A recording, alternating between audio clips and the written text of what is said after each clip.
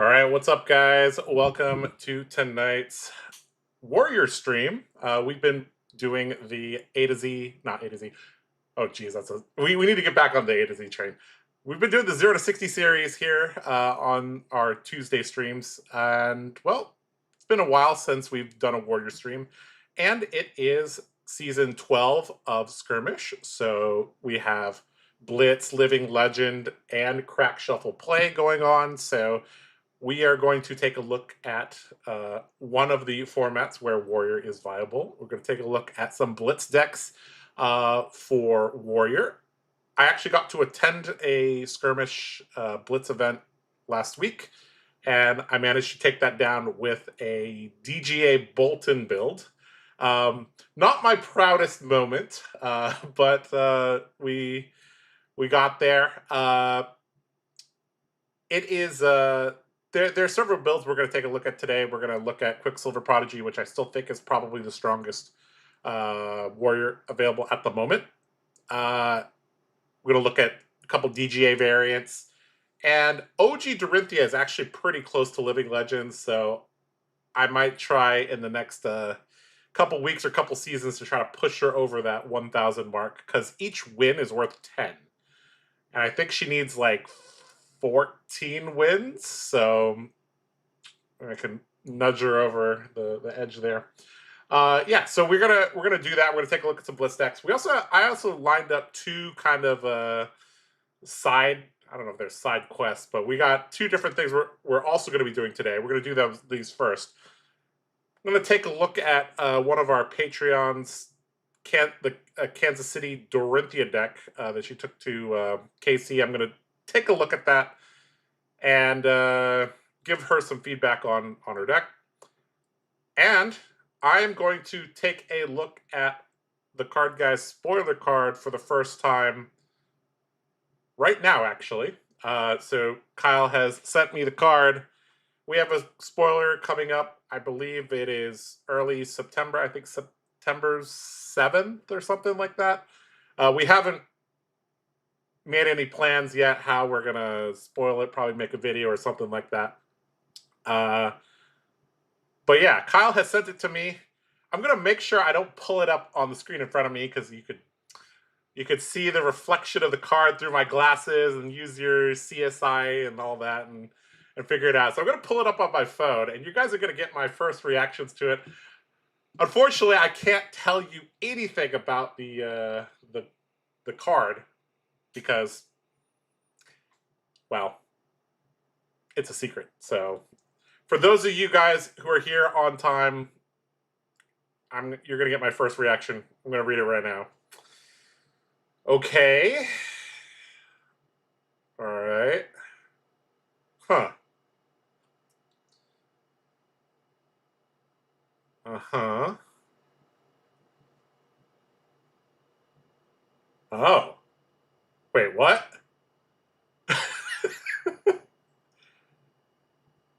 Huh.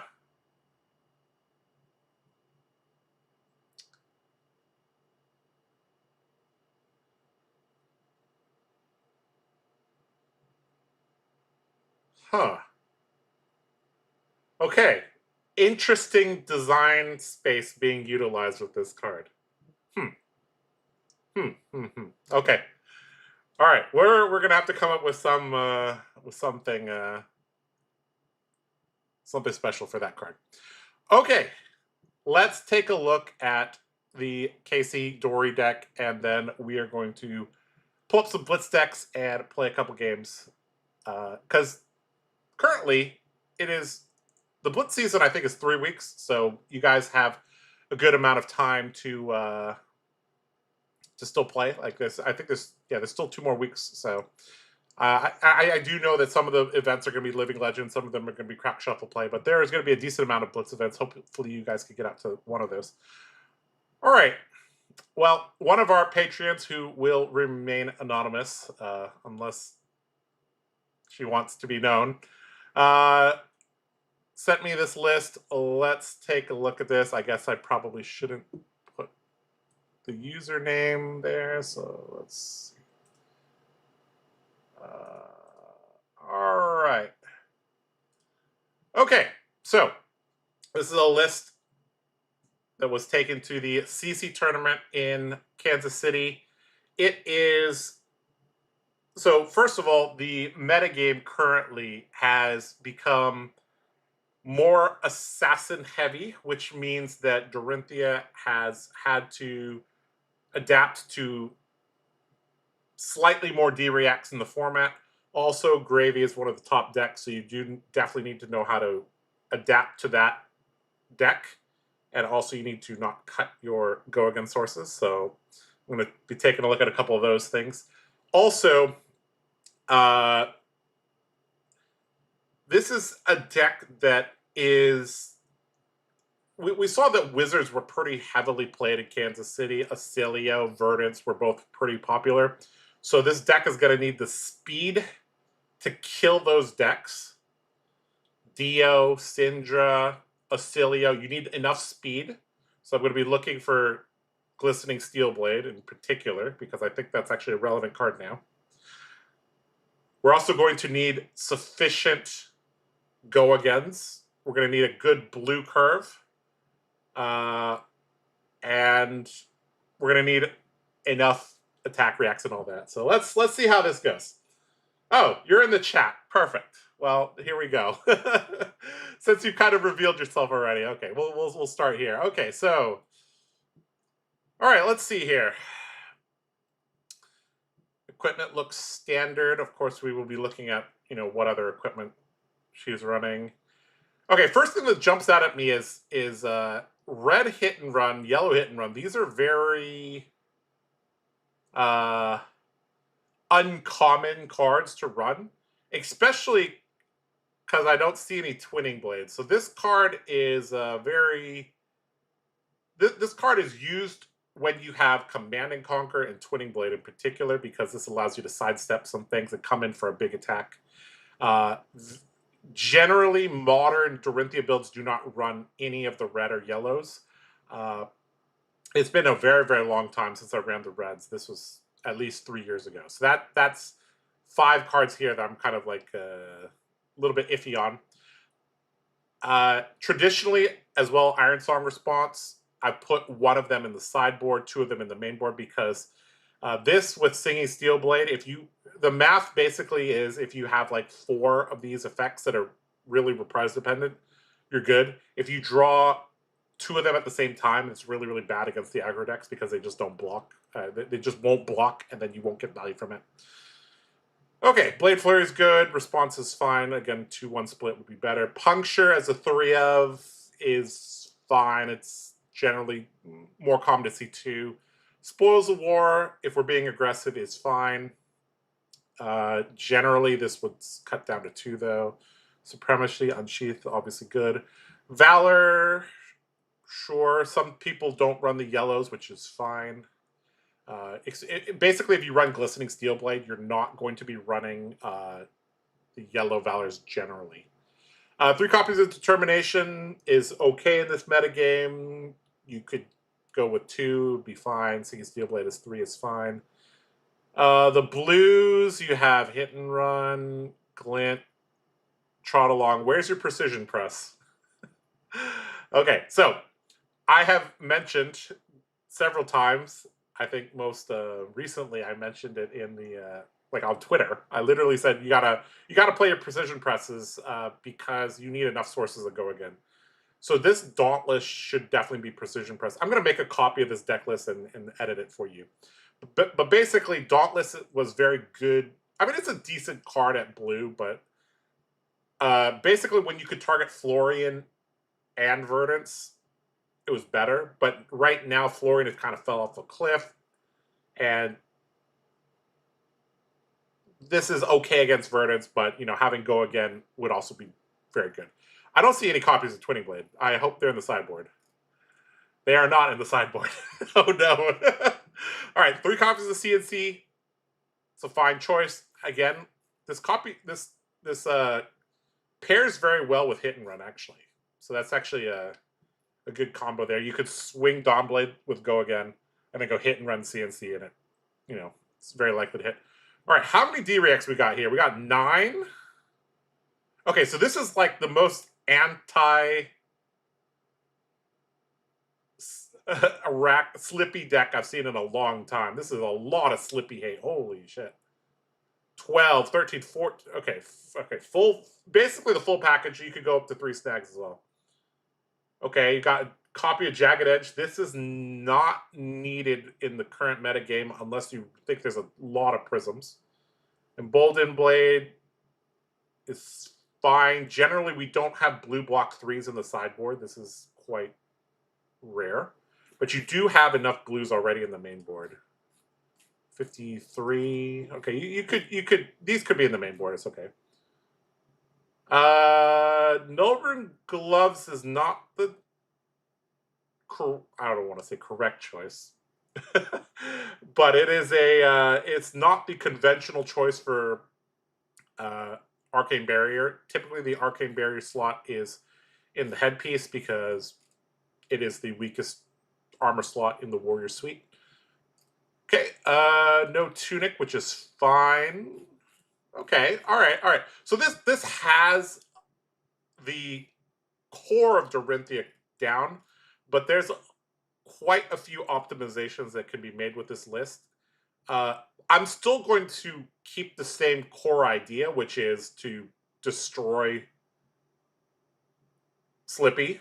I'm not going to change that core identity, but I am going to adjust some things here. All right, let's make some adjustments here. Okay, that's a weird looking Blitz deck. You're right. We're gonna get to it very soon. I just want a couple more people to filter in as well. We're playing bingos for things. Oh my god. Oh, okay. You're playing bingo. Okay, I got that. I have to turn up the roasting a little bit then. Attack actions in the sideboard. Yes, you could run with the 7 powers as well if you want. It's like watching a teacher grade a paper and I made an F. This deck is I'm gonna give it a C-, okay, as it is. There are a few things that are not optimized. There are a few cards that you are missing, and you didn't play precision presses like a good girl. So I mean, we're gonna make some changes here. Okay, first of all, let's start with the equipment. Let's just move them all up here so we can take a look at them at the same time. So typically, we are going to run the Nullrune Hood. Like I said, triple headpiece is very standard. This is actually one of the good things about Dorinthia is that she can run she just needs 7 equipment slots to satisfy all the matchups, basically. Obviously, you'd prefer to have a little bit more Arcane Barrier against Kano, but I mean, you're just racing Kano anyways. In fact, this deck doesn't have Arcane Compliance, and so we're just basically on dodge Kano. All right, you know what? I'm going to move all the cards that. So we're gonna have a tally at the end of this for how many cards I moved to the maybe board, which is cards I've cut. Okay, so we cut 1 card there. Hit and run red. We got to make some room here. This Iron Song response should be in the inventory. I don't think we need 3 punctures. We're going to move 1 to the maybe board and 1 to the inventory because this is a card that's not relevant in all matchups, but we do want to have at least 1 so we can tutor. 3 Spoils of War is fine. I think this might be too many, so we're going to move 1 to the maybe board. This is fine. This is fine. This is fine, obviously. 2 hit and runs. We don't want those. I don't think we need 3 Iron Song determinations, so we're going to move 1 to the maybe board. Singing Steel Blade, we're going to move 1 to the inventory because we don't, like I said, generally you just want 4 super reprise dependent cards in your main board. Dauntless, there's a better blue named Precision Press in this metagame. Provoke as a 3 of is fine. I'm neutral on that. Nip at the Heels. Well, new doesn't exist anymore, so there was a little bit of consideration for running Iron Saw response, but not anymore.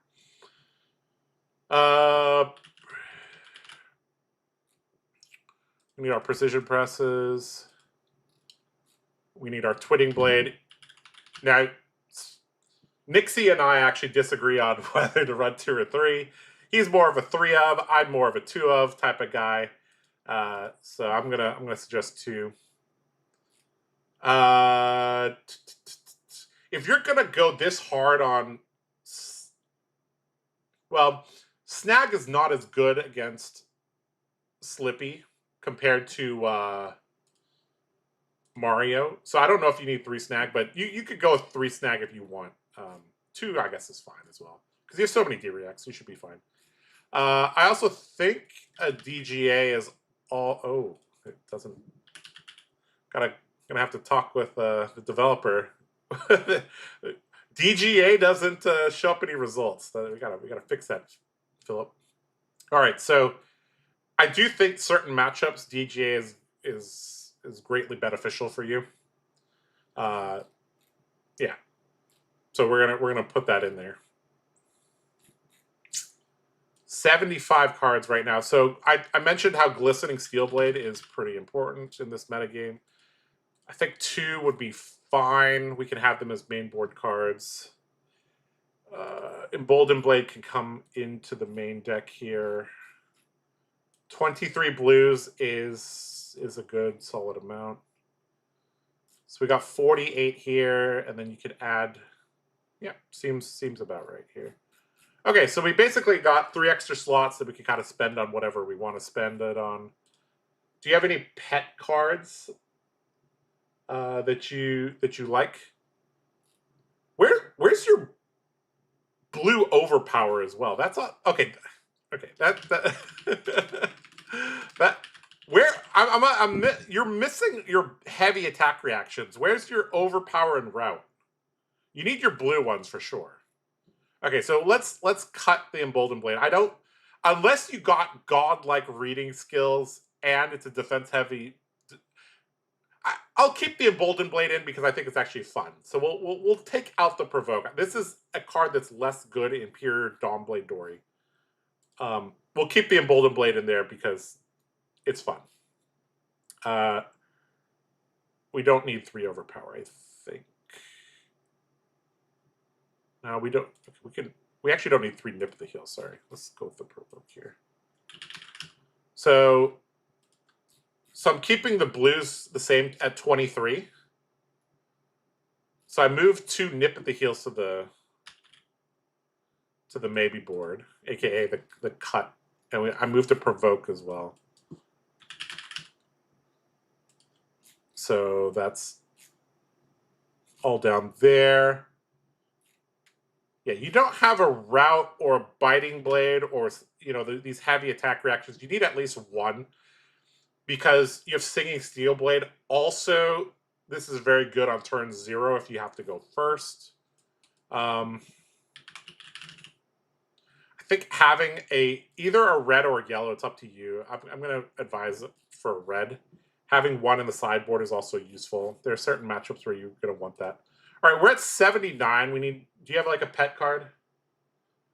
How do you feel about your 0 to 60 journey so far? Man, I've played so much Guardian in the last month. It's like crazy. We haven't hit the where's the route? Well, we just hit it. Okay, do you have a pet card?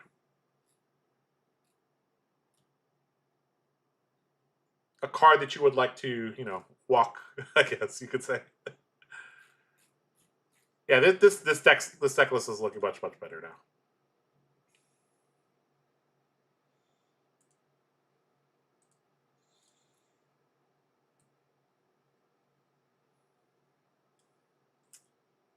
This is a lot of D-Reacts. No pet cards here? Okay. Well, in that case, we can add a...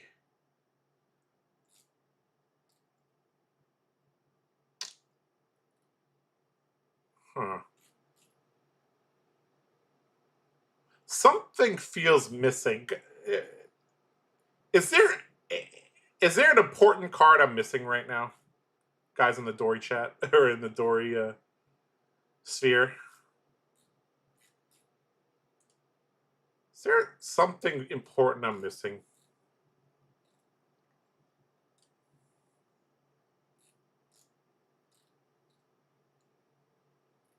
Iron Song Pride is a pretty fun card. We might let's just add that to the sideboard just so you can play with that. It's pretty fun.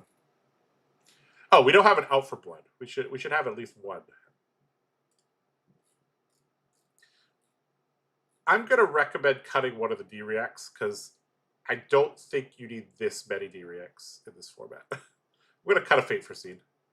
Or move a Fate for Seed to the maybe board. Okay. This is my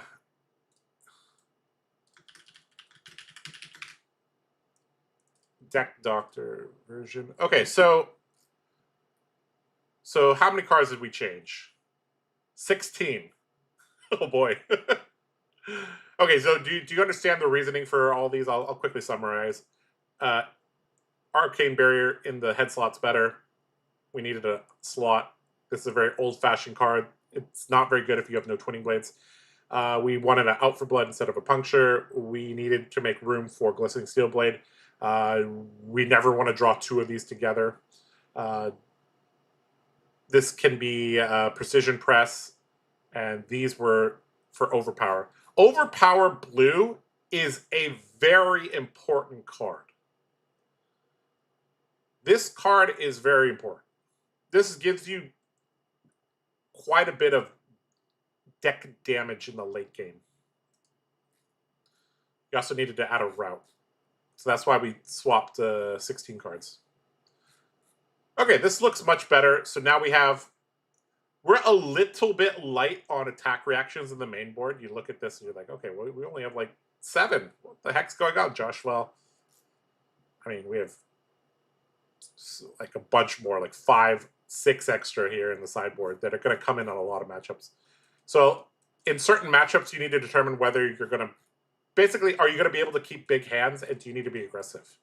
So that's basically, you can sort things out into 4 different matchups. You're going to, the level of your opponent's disruption and how fast you need to go. And that will kind of determine what you need to sideboard in. Okay, this looks much better. That's all you got was questionable after the calling. It was meh. This card is good at stopping some daggers. It helps you race against Syndra. A lot of the Arachne pumps are +3, so that meets up nicely with it. Drawing a random card in Dory is not like the best, but if you don't like this card, you could swap them in for some more offensive cards. Emboldened Blade was funny when it hit. Yes, it is good when it hits. However, I think this blue base is... I mean, if you wanted to run a third Emboldened Blade, you could. If you really want to practice your reading skills. Yeah. So when you play DGA, you're basically playing your whole deck, except the no blocks, the snags, and the pride. And then you just block and swing the axe, and then they just cry when you sidestep their whole plan. Yeah. You can get a feel for playing DGA by just running DGA in all the matchups, and then you'll get a feel for, oh, yes, this is good, or, oh, no, this is bad. But TLDR, you can play this against assassins. I've not hated this against Florian, honestly. Also, aggro Riptide, generally, you can get there. It's a bit closer if they're very, very good. Yeah. Okay, I'm going to post this list for you in the chat. Hope you enjoy. All right, so let's get to the meat and potatoes of today. I have 2 deck lists here. We're probably also going to make a third one. So this is the deck list that I used to win the skirmish on Sunday. Yes, yes, yes, yes, yes. It's a DGA deck. Yes, yes, yes, I know. So pretty standard equipment. Basically, we're just going for the maximum block value. We're never actually going to use the ability of Warband of Bolana. It's just, oh, this blocks for 3 in total. So this is better than Crown of Providence in general. Obviously, CNC can still get you, but CNC is not as ubiquitous in Blitz. Balance of Justice is pretty good because the top decks do draw multiple cards, so we have that. Brainforge Braces is just extra armor, obviously. Quick Dodge Flexors, you could run this, or you could run, Warpath is also fine. Basically, if they go wide, this is better. Running AB3, AB3 Halo, I think that's the best way to play against Blaze, but I don't have enough reps against that hero to know. But in theory, you run AB3 plus the Halo, you have some healing. Maybe you get there, maybe occasionally you get... And never mind, this is never going to be relevant against... because we're not even running it, but occasionally Soul Bond Resolve you'll actually get the prevention from it, because sometimes you charge with it, sometimes you charge with where is it, Saving Grace here. So yeah, the main reason we're playing Bolton instead of Olympia or Dory is because you have this is relevant maybe 1 out of 4 games. You save a life here and there. Halo in theory is relevant. And then you also get access to Saving Grace, which I think is a pretty good card. Because if you have 1 card in your soul, you can give your E-Strike go again. You can give your Standing Order go again. You can give your weapon. You go Sharpen Steel DGA. You can give your weapon go again. Generally, you're just going to have 1 card in your soul, and then you get to play an E-Strike with go again once per game, just to speed things up. So basically, you can kind of think of it as like you have bolters, sort of. So that's why I think his hero ability is just slightly better than Dorinthia's in this respect. In terms of that's the equipment. So we got 10 equipment. That means we have 42 cards, which means our sideboard, basically we have to bring in 4 of these cards. So we don't really have much of a sideboard. Basically everything is a main board here. So let's just start with the offense. So we have CNC, E-Strike. These are just the best generic offensive cards that we have.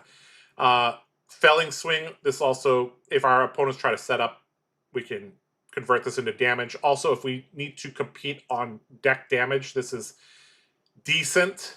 Like Guardians have pretty high deck damage density. This kind of helps offset some of that. So we got the red and blues there.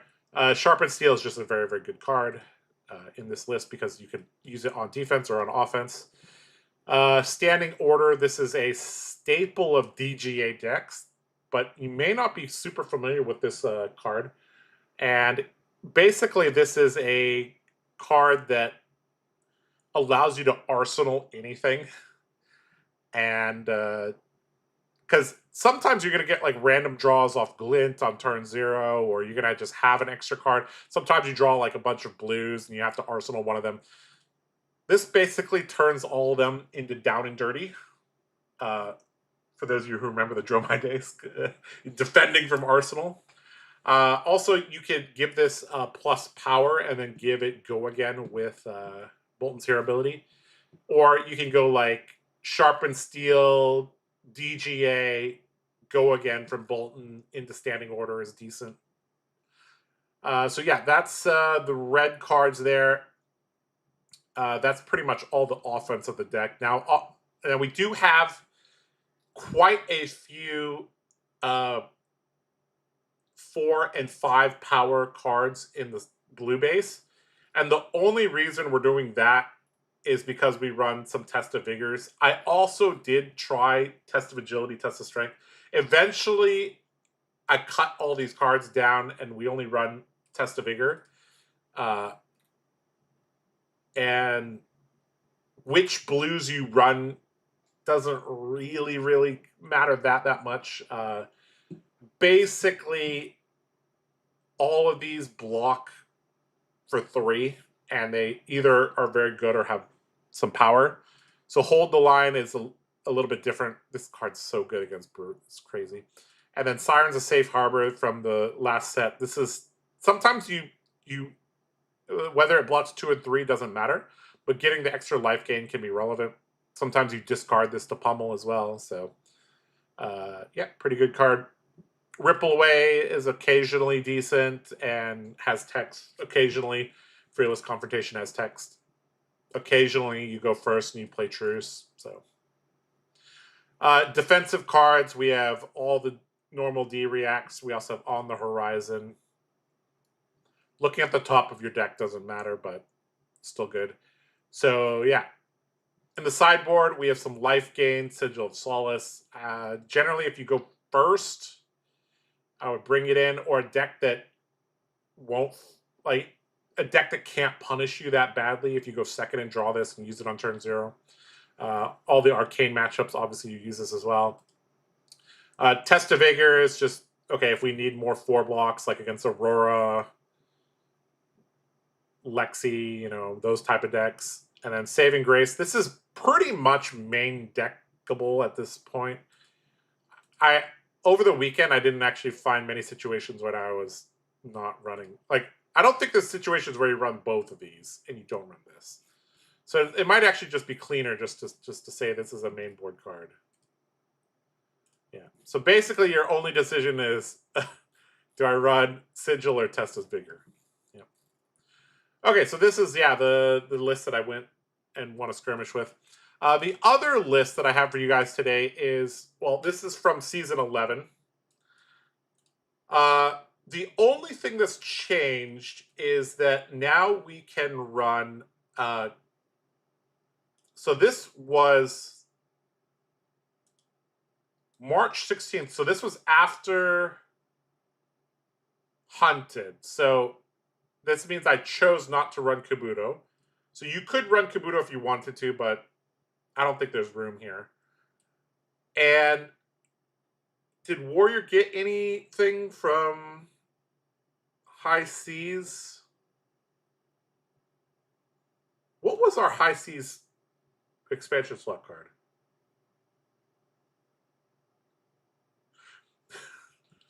Oh, right. All right, chat. Let's see if you're awake. What was the High Seas expansion slot card for Warrior? So obviously we're not playing that. Basically, I don't think this Dory deck has changed since Season 11. I don't think the metagame has changed enough, or there hasn't been a new card. So I don't actually think there's any changes here. Yeah. Basically, you play for your power card, Supremacy Glistening, and you get a Dawnblade counter that sticks forever with Glistening. You kind of go from there.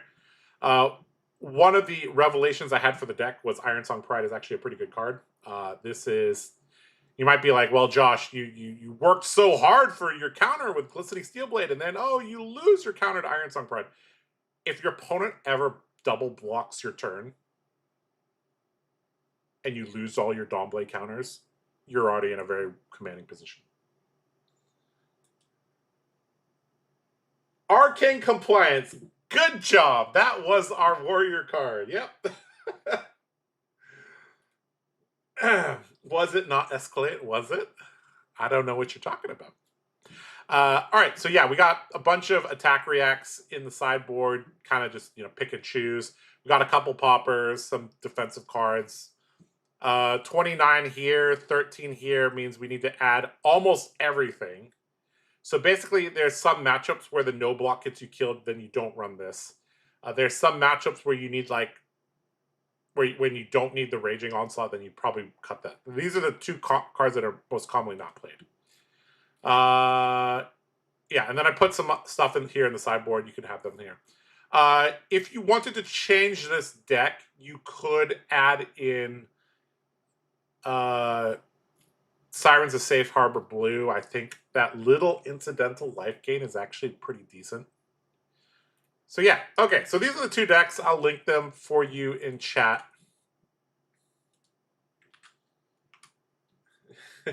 Escalate can't hurt us because it doesn't exist. That's correct. Okay, so we got these two lists here. I guess I'm gonna make a poll. Which deck do you want to see in action? DGA Bolton.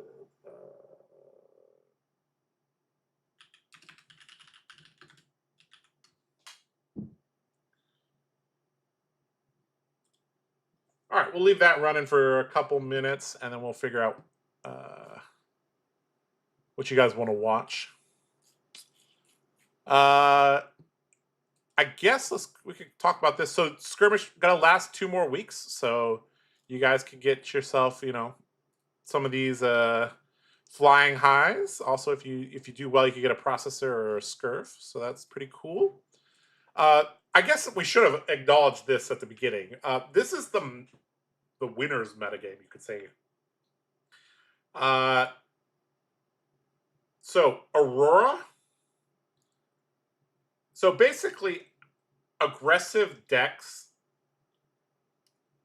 wizards, and decks that just have powerful stuff. Let's kind of break it down into categories. So we have Aurora and KO, which are basically the aggro decks. They got strong armor, strong cards, a very focused game plan, strong cards, good hero abilities.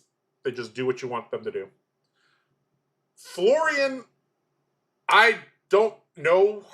I guess the ban list is different in Blitz, so I don't really know what he's doing in Blitz, but maybe he's doing something degenerate. Blaze and Verdance, they don't have Storm Striders, because that is banned in Blitz, but they're still wizards.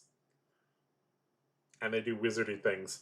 I haven't played against Arachne Solitary Confinement, to be honest. Isn't that just Slippy in young form? I mean, if he's good in CC, he's probably decent in Blitz. Data Doll, you guys remember that Data Doll bought a ban? If you guys know that Data Doll got a card banned, then you are a pretty hardcore Fab player. Dromai, okay. I mean, sure. We have Quicksilver Prodigy there, and then we have a whole splattering of other heroes. The metagame looks extremely wide open. Part of that is because there are like 50 heroes right now. And part of it is that people don't take skirmishes too seriously. So, yeah. Strider's ban hurts every wizard. Even Acilio was on Striders and Blitz. Oh, really? Huh. Huh. That's interesting. Okay. Well, okay, looks like more people want to see Quickie P, so we'll play a couple games of Quickie P, then maybe 1 or 2 of Bolton. So, all right, let's get some games going. What was my password? Is it this? Uh-oh.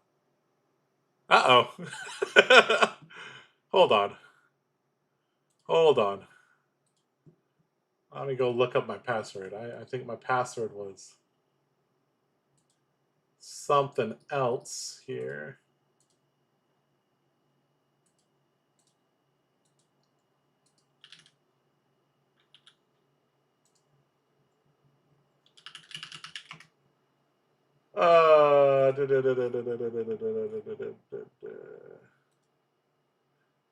Huh? Oh, I forgot the number at the end. My bad. Aha. Okay. What we got there? All right. Okay, let's play some games on here.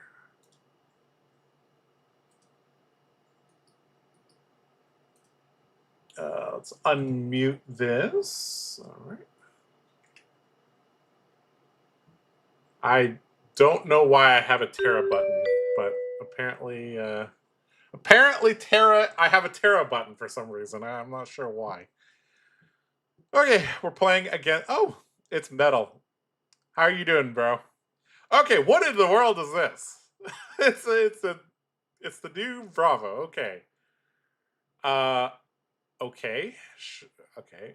Turn a face down card in your arsenal face up if it has crush. It gets +2 dominate. Okay. Does this hero draw cards? I don't think so. So we'll run Crown. Yeah, we'll run once like that. So here I think we run. I think it's okay to run the Iron Song Pride. I don't think it'll get us killed. I think we just skip the Raging Onslaughts and we just run like this. And then, yeah. All right, let's see how this goes. GLHF. Got first LL points on this guy. Oh, really? Okay, that's cool. Okay, so we have a skirmish champion here. All right. Let's see how this goes. That's pretty cool.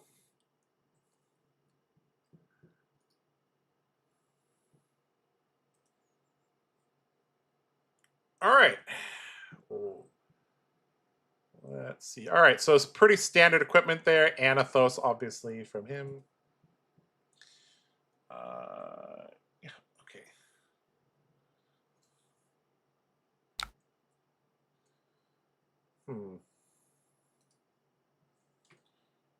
Oh, I don't have my headphones plugged in.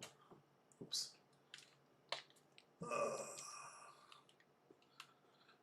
Okay, so he has dominate on turn 0. That's unfortunate. So we're gonna take damage on turn 0, but it is what it is. I mean, we're gonna lose 2 random cards, right? It doesn't really matter.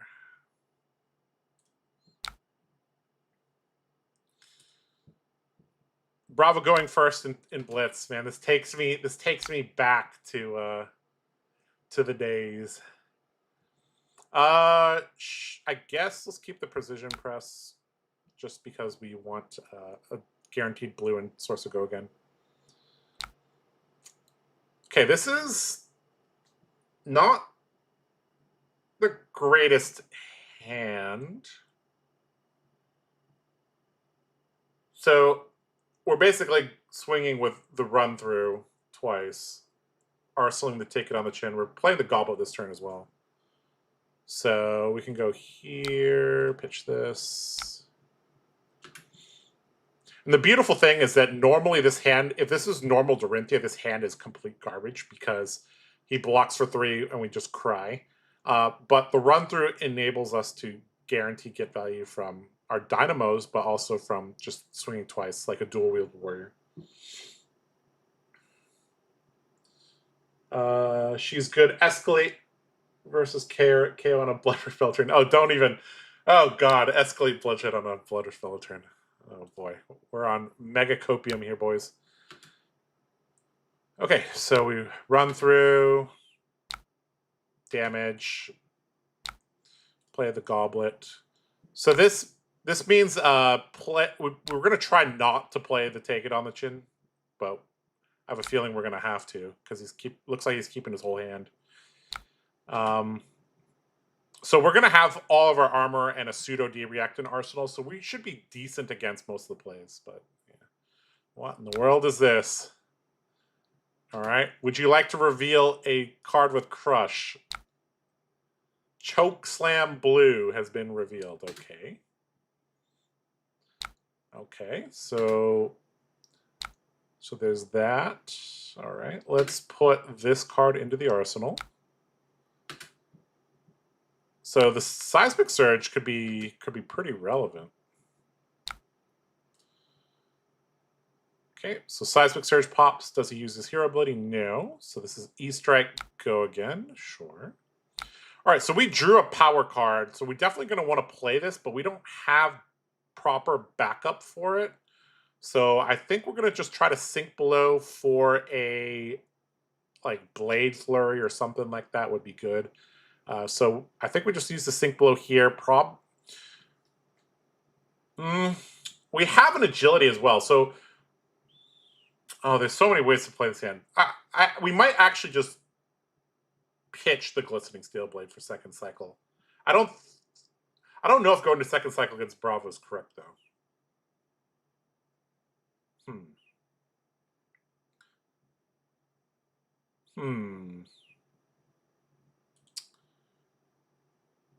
I think we sink the Unsheathed and we see what what we get from that. We also might use to take it on the chin on the second attack, just so we can put this into Arsenal and have a kind of play a baby turn. Okay, yeah. Right now we're just looking to play a baby turn, I think. Yep. Okay, so we block here, and take it on the chin, and then we just play a very simple turn. We move the Glistening into the Arsenal, and hope we don't get Test of Iron Gripped. Yep, that seems reasonable to me. Oh, this is only for 4. What? Hold on. Hold on.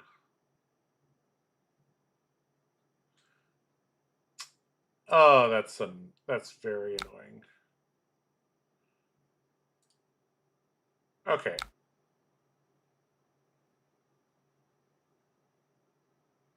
We might just IP the Glistening Steel Blade, honestly. I guess we'll see. We'll see. If we want tempo, we can just slam this down. But I think this card is pretty important against this hero. But thing is, I don't know if he runs D-Reacts. Like, this card is obviously going to get used anytime we throw, like, vanilla Glistening Steel Blade to play around,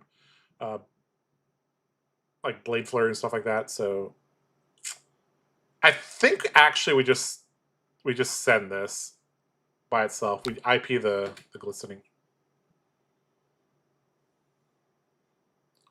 We need to be very, very, very careful about deck damage. Looks like we're dropping a couple frames. Let me adjust the stream a little bit here.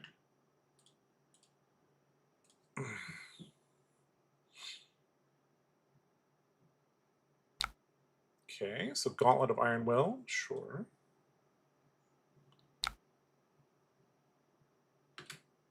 Yep, that's fine. Okay, here I think we just use the Iron Song versus and then swing.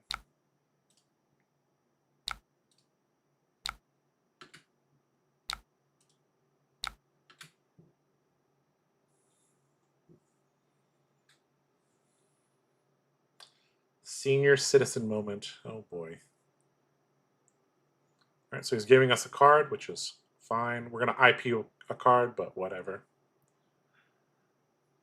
There's some merit to just using this for no value and then moving this into Arsenal, but I think this game may come down to cards in deck. So, okay, this is not what we want to draw. We might just crown here.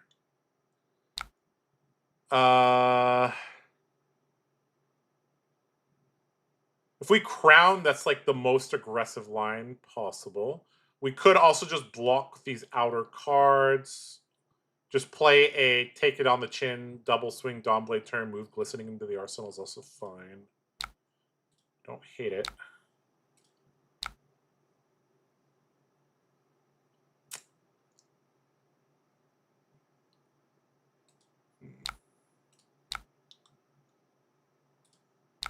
Yeah, we'll block with the Jagged Edge on the next attack. So then we just take it on the chin here. Because there's a small chance that there's like a setup coming from him. So we have to use take it on the chin now. Okay, sure. That's fine. All right. So we're taking a little bit of damage here. We're kind of looking for our Iron Song Pride because that really gets around the Gauntlets of Iron Will. So let's see if we can find one of those. So I think it should be very obvious if he's paying attention that we're moving a Glistening into Arsenal, because there's no reason for us to pitch this.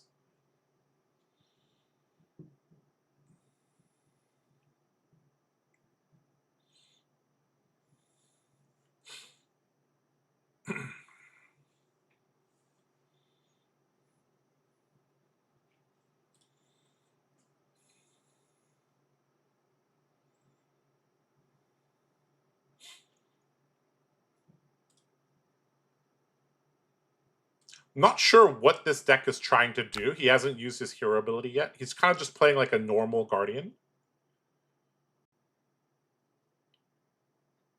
We still have all of our armor as well, so it's not like he's gonna need a crippling crush with the pummel to like break through.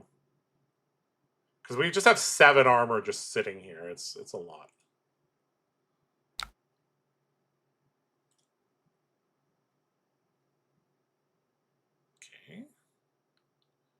Okay, he revealed Starstruck, which is very good because our weapon base is low, so we're going to have to block the Starstruck, which means we're going to lose a couple cards in our deck. He's been swinging his weapon a lot, which means, this, like I said, this might come down to fatigue. So, okay, there's a Debilitate. 10 with Dominate. Very annoying. So pitch the Starstruck. Okay, so moving that into Arsenal. This hand would be very good if it had one different card here. Like, this needs to become a blue. Or this needs... Well... Yeah.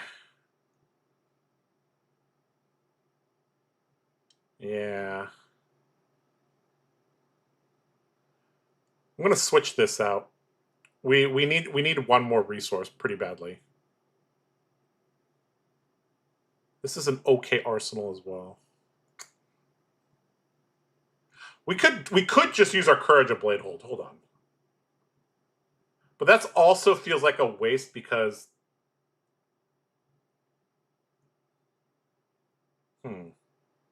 Well, let's just sink this card and see what happens.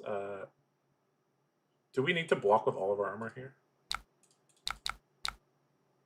Sorry, we could go here, here. Then no, we have to. We have to do it like this. Okay, let's sink take it on the chin. Hopefully draw blue. We don't have to draw blue, but it would be better. Oh.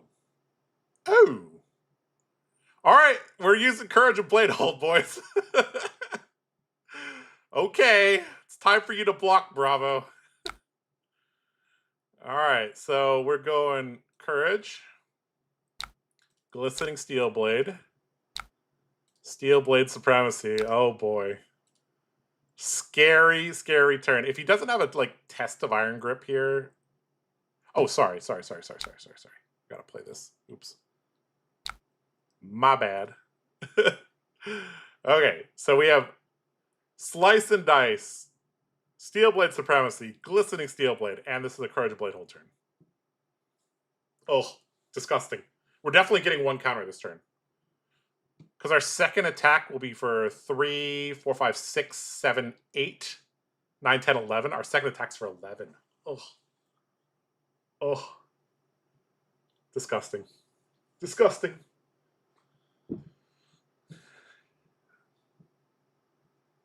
Okay.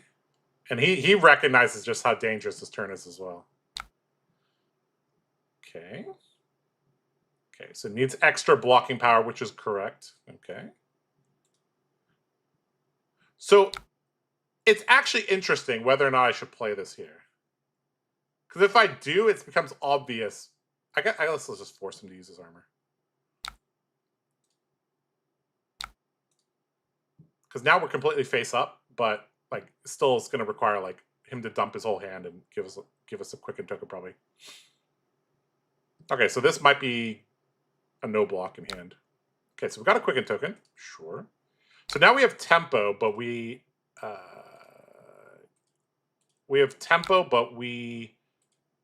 have less life. Okay. Quicken Token's very good here. Oh, this is a very good hand to draw.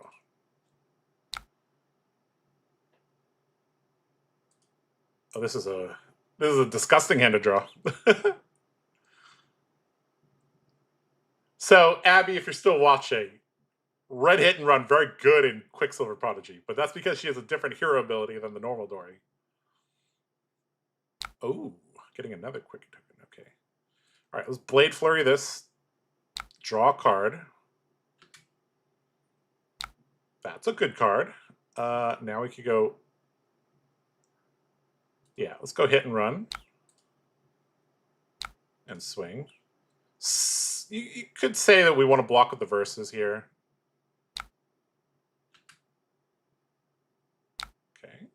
Okay. All right, let's Arsenal this.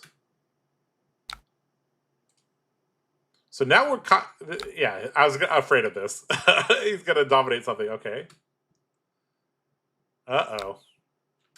That's not good. No. We block 5, take 8, go to 1. Ow. 2 random cards as well.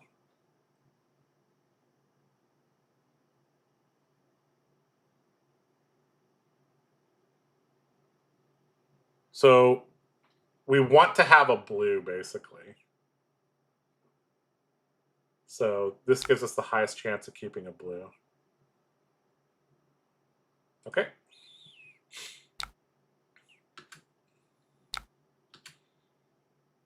All right, so we get to keep our blue. Cool. Now there is some threat here he has to block. Do we put him to 2? I don't think so.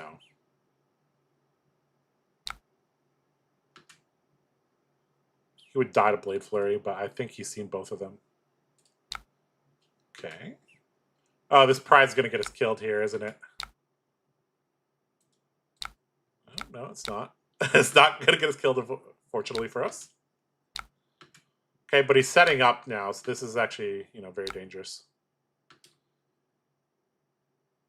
He's going to need to give us a 3 block, though. So there's that.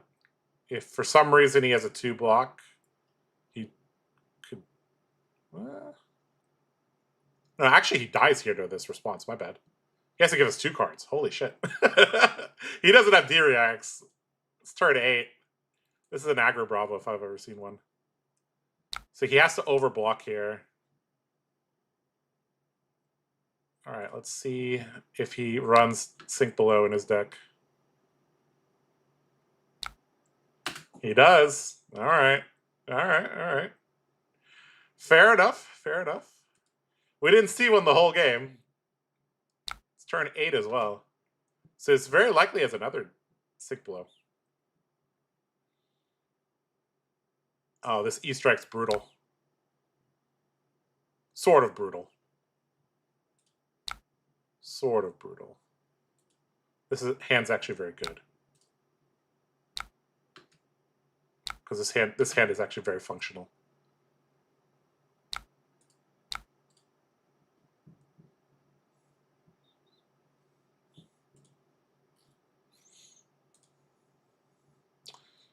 We're going to rip a good attack react off this glint.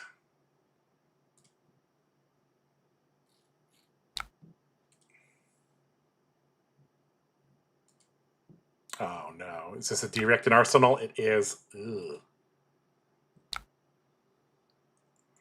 Damn. No reprise. Still going to get another card though.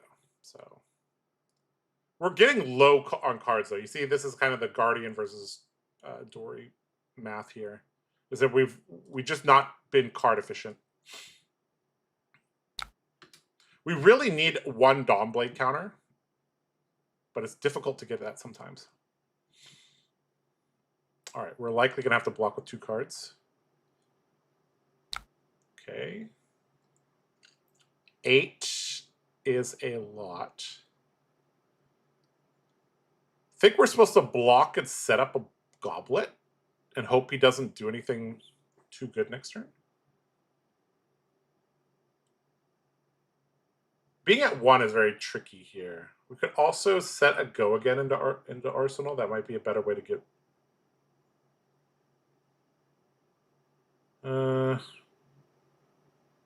No, this is a better way to do it, I think. So let's just play the Goblet out, and hopefully we can keep 2 cards. I don't think there, unless he sends a vanilla 7 at us, I don't think we can win this game. Right? Oh God, that's not vanilla 7.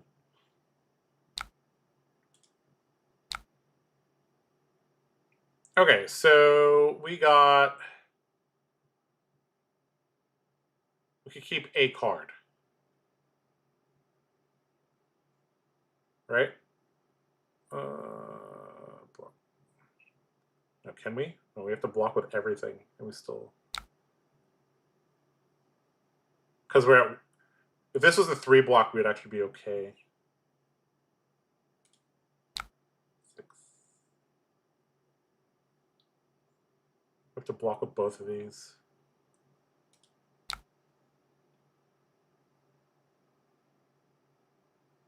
Yeah, we're actually just gonna run out of cards because he's too efficient. Okay, so we have 2 agility tokens. I wish we had 2 vigor tokens, but it is what it is. Starting the game with several cards down, also several health down, actually makes a difference here. Because if we had a little bit more health to work with, we could keep a hand. Because we know so now we know he has 2 D-Reacts in hand. Like, yeah. 2 D-Reacts in his deck, sorry. We are just going to lose the game from this, actually. Yeah, good game. GG, sir.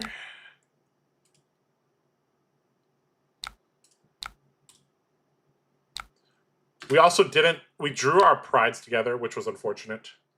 Or near each other. Well played, well played, well played. Well played, sir. Very cool deck. This looks like the most Guardian... I mean, Ed would love this deck. It looks super standard Guardian. No pummels as well, just playing value Guardian. It's pretty cool. Yeah.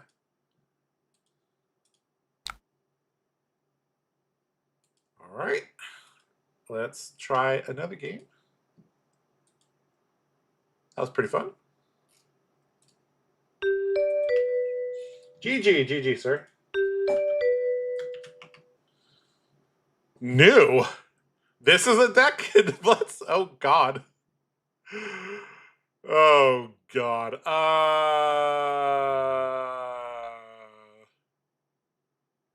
guess I'm supposed to go second, but I don't know. Clop sounds good. Guess we run our D-Reacts. Is this another matchup where Iron Song Pride is going to get us killed? I feel like we can't keep big hands, so it might be hard to keep Iron Song Pride around. Maybe we just go with the blocking cards.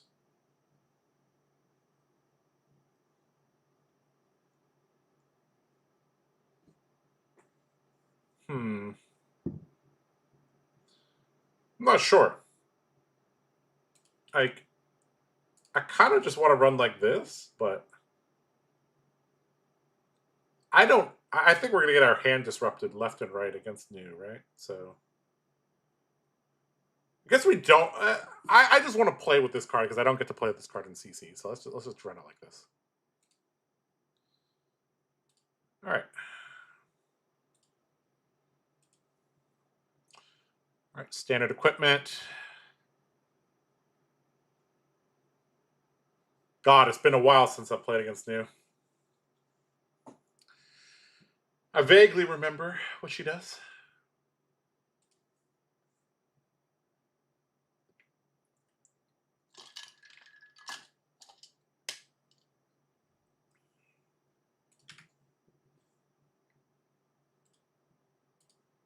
Hello.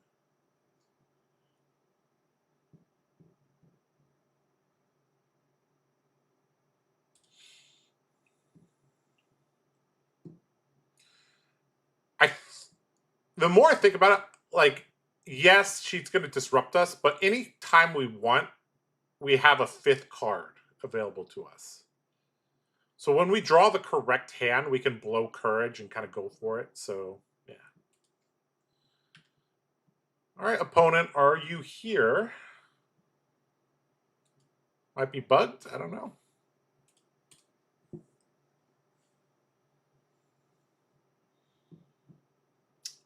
What? DGA Bolton actually has more votes now. Okay. We'll play a game of DGA Bolton later.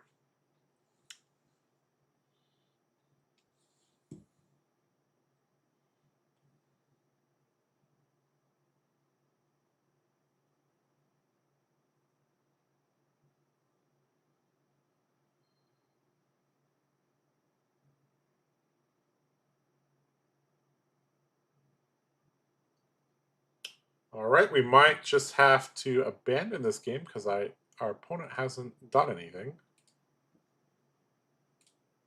I think it's my opponent, not me. Yeah, we're still streaming, so it shouldn't be my issue. All right, we will just make a new game since that was a dud.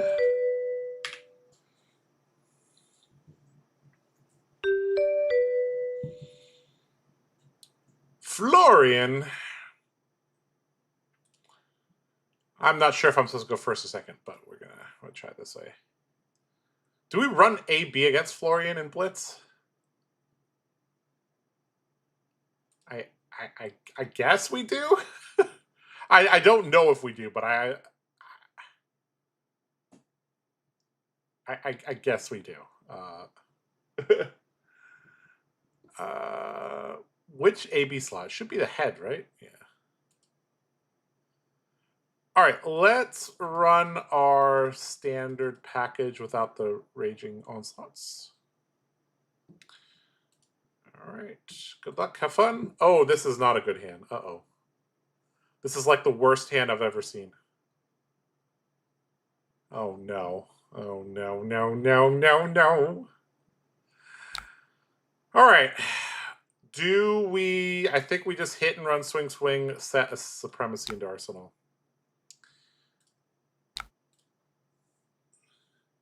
I've gotten LL points in Blitz on DGA Bolton, but it was in the one season where they let drone be legal. Oh, God. Okay, there's a Channel the Millennium Tree. Okay. Okay. Okay, pitching this means obviously a supremacy or glistening is entering the arsenal. I mean, you can basically guess my arsenal's supremacy here. All right, so he's just blocking, getting some cards in the graveyard. Sure. Okay, so pitch, stack. I think we want the blue closer to the supremacy. We'll put the slice and dice there first. Okay, much better hand here. But he's sending disruption. Very annoying. Good thing is that we don't need one of these cards, so... Which one is actually better late game, the overpower or the hit and run? I think the hit and run's better. Because right now we don't have a source of Goga next to our supremacy. Like if we could put the hit and run there and a blue, then we have a very good 4-card hand there. Okay, this hand looks sick, so let's just go with this. Now the downside is that this gets face perked to hell, but it is what it is.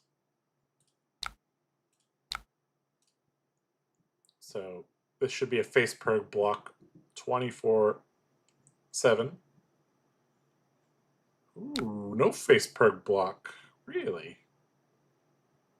He had the non-attack and attack. I mean, just maybe he has a D-react. Okay, he had a D-react. Okay, fine. Fine. Can you stop this, though?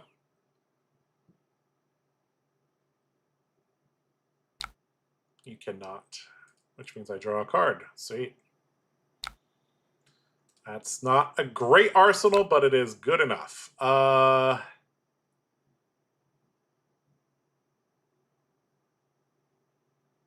Okay, we want him to block so we can glint something. So let's do like this.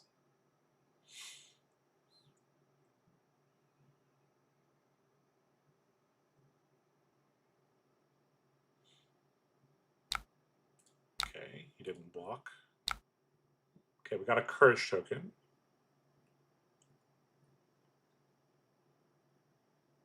I think we just hit and run, swing, play the shift for the agility token.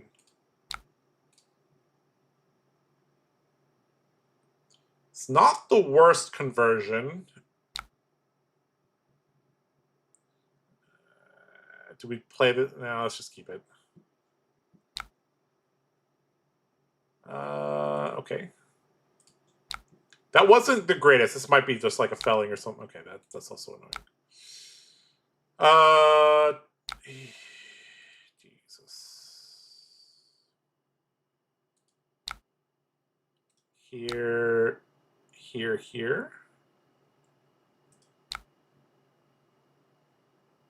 It's not a good turn. It's a pretty poor turn, actually.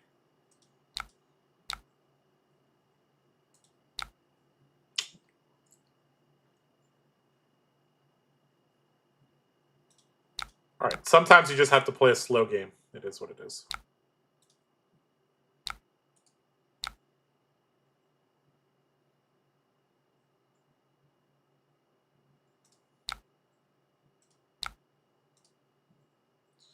Sometimes it's just one of those games. He's blocking a lot, though. A lot. Okay, Weakest Link has no effect on my hero right now. I mean, this hand doesn't quite operate well enough, though. This and a sync the response, I think, is the correct play here.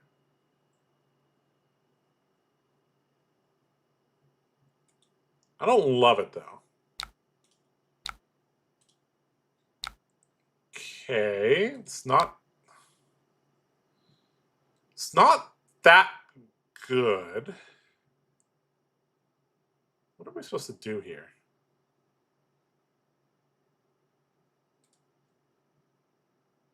So I presume he's on at least 4D reacts because he's got the yellow root bound. So the chance of glistening hitting is very low.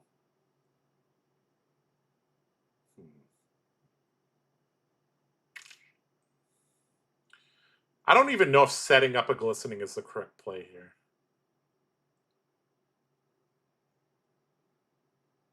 We might just have to go to second cycle. Maybe just pitch these. Just play a simple.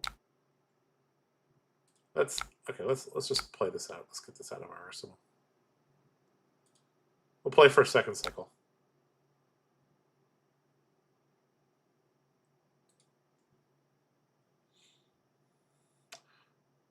Could have used Iron Song Versus there as well, but then we wouldn't have an arsenal. Okay.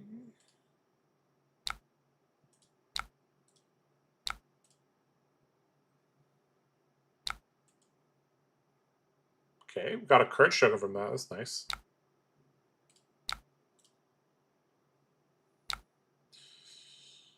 Okay.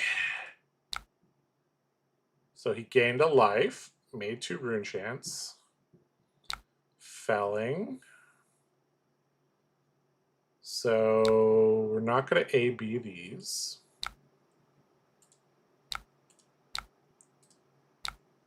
This is just a baby felling.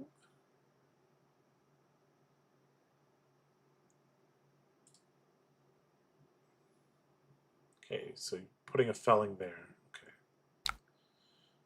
Okay, so we need to put a card on the bottom, and we're going to have a go against source. So let's put the Blade Flare on the bottom, I think. Put our gas back in the deck. then we can have a pretty good turn here.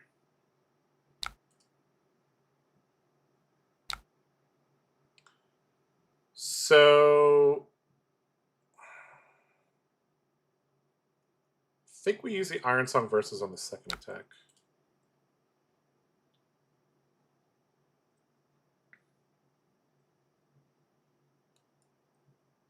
We don't want to incentivize him to face Purgus. Okay.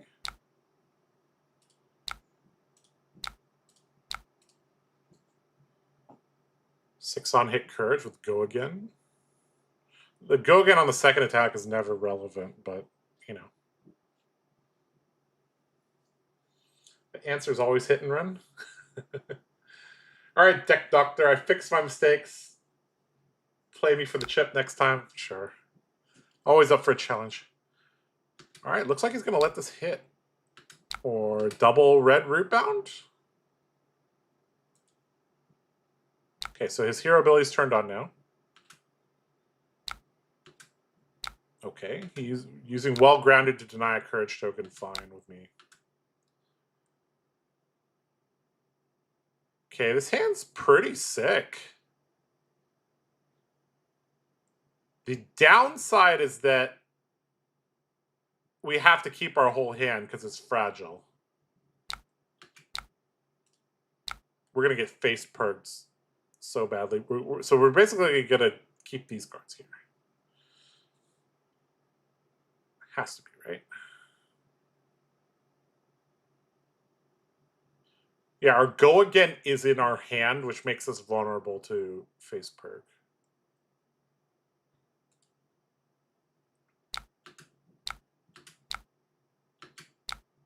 Okay.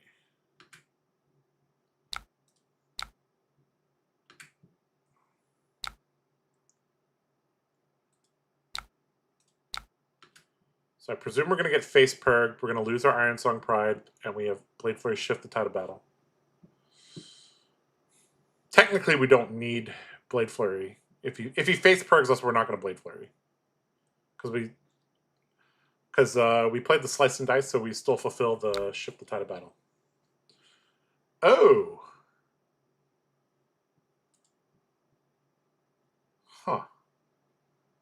So we know he pitched a yellow Rootbound. He still has a red somewhere. Using this here.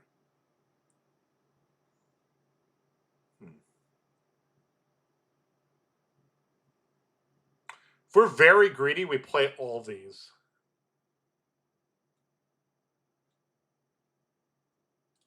All right, let's be greedy.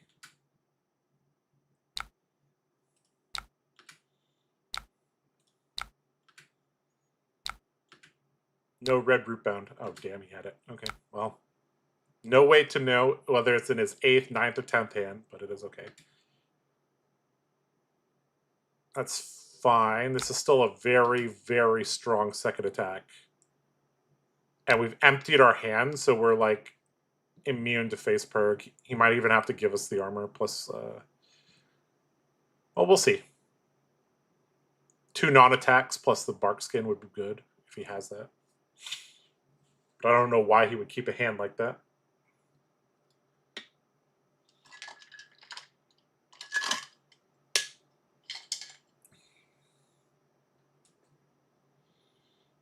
Okay, that's not quite enough, and he doesn't want to use his face perk here.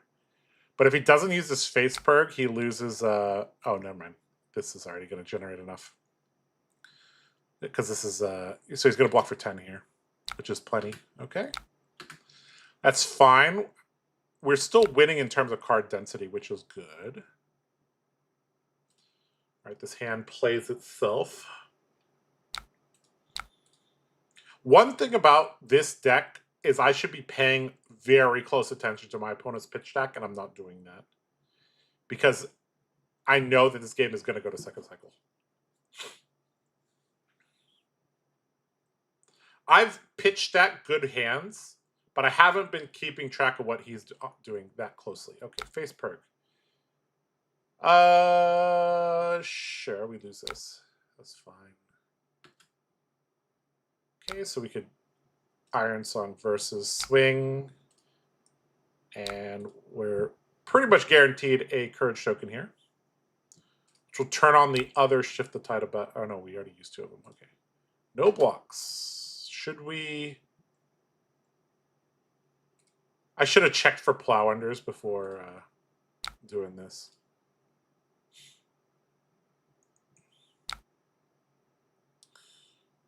Oh, if we could jagged edge a Seeds of Tomorrow, oh, that'd be sick. But I don't think we can. All right, so we're just going to keep 2 cards and send 2 cards back is the plan here.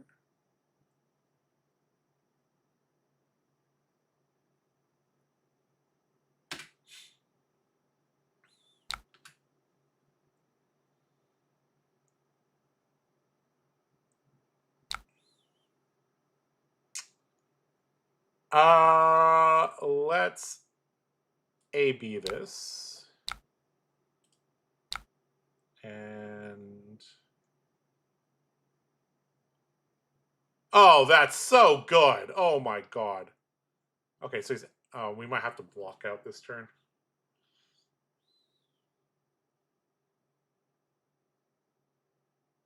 I hate it. I hate it. Is this more value blocking or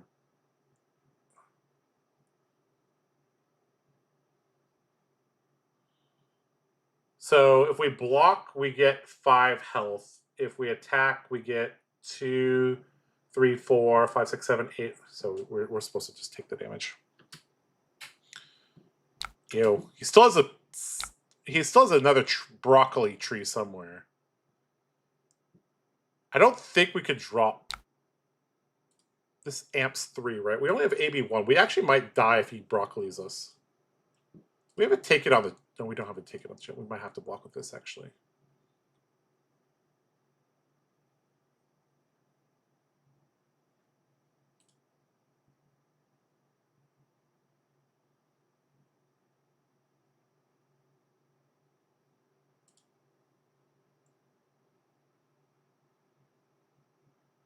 If we drop. If we're at 4, we're okay. If we're at 3, we're not okay. So we actually have to block the courage. Okay. Good turn from our opponent. That's real Florian value there. Another game where we didn't get a counter on our weapon. Unfortunate.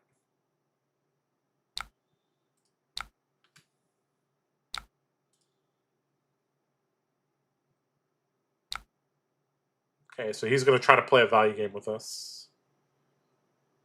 I don't use this yet. Oh, not yet. Oh, there's the Seeds of Tomorrow that we could have jagged edged. Okay, what is our plan? God, this is getting us killed. Ah! Oops. Sorry, that's not what I want to do.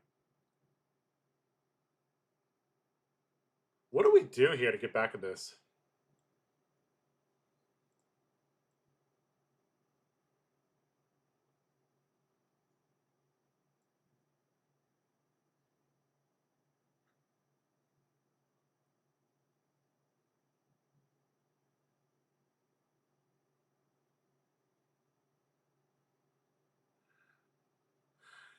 You know what we're supposed to do? We're supposed to AB this, take 1, and then block with our boots and go to 1. That's what we're supposed to do. Guys, being brave is important as a warrior. You gotta be brave. You're at 1, but you got double in the swing. Oh, baby, baby. We're getting in that ass. He's just gonna suddenly die. Oh boy. This is gonna be huge though. He's gonna block for 5 on the second one against 3. And then we're gonna go to 9. So he's gonna be at 1.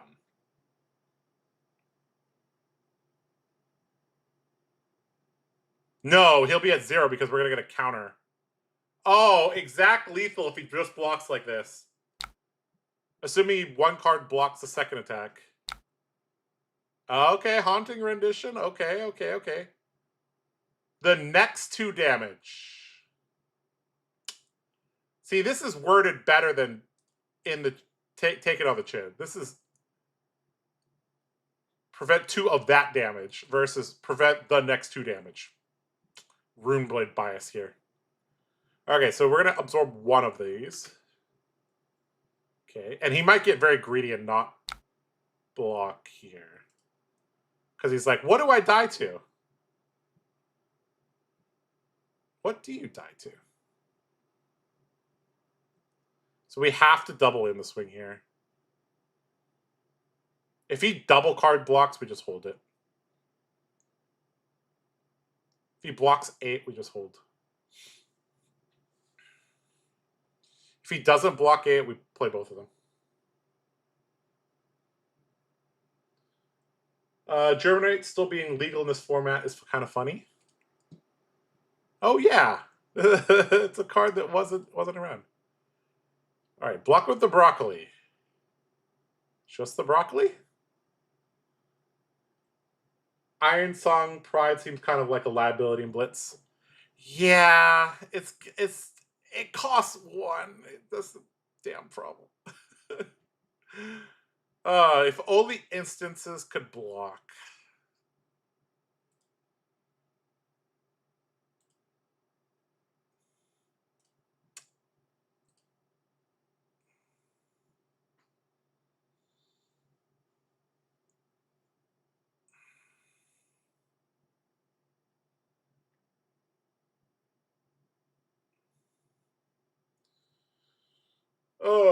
Tough block for our opponent. Let's see what he does.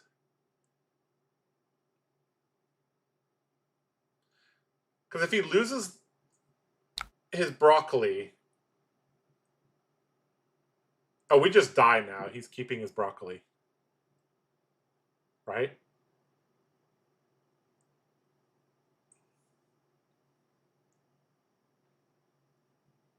Him keeping his broccoli means we just lose to the next turn, right? So we need... He has... Well, we don't know this, but we're not supposed to know this, but he has a broccoli plus a dread triptych. Oh, he could have 4... No, he can't have 4 rune chance next turn. He doesn't have enough resources to play the broccoli and swing. So he'll probably just swing. Which means we have to give him 2 cards. I mean, we're just supposed to play this here. I don't know what I'm thinking.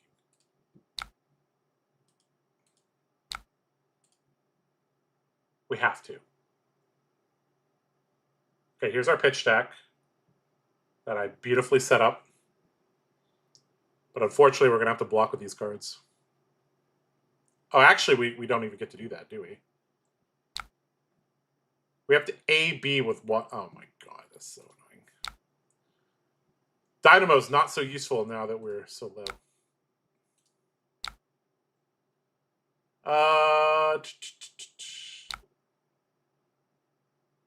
That's unfortunate.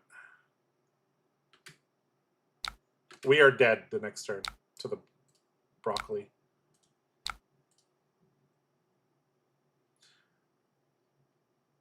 Damn. Blocking instance, that's never going to be a thing in this game. Never say never. All right, he's back at pitch deck as well, obviously. And we're just going to die to broccoli. Good game. Okay, well, Iron Song Pride got us killed again. Oh, no. Good game, good game. Hey, Josh, sorry if you've already discussed this, but with Olympia's new armor set, does it make him playable, or does he continue to sit on the bench? Well, Quack, I have a video that I haven't recorded yet, but I will record very soon, called The Impact of Olympia's Gold Armor. I even forgot what the name of it is, but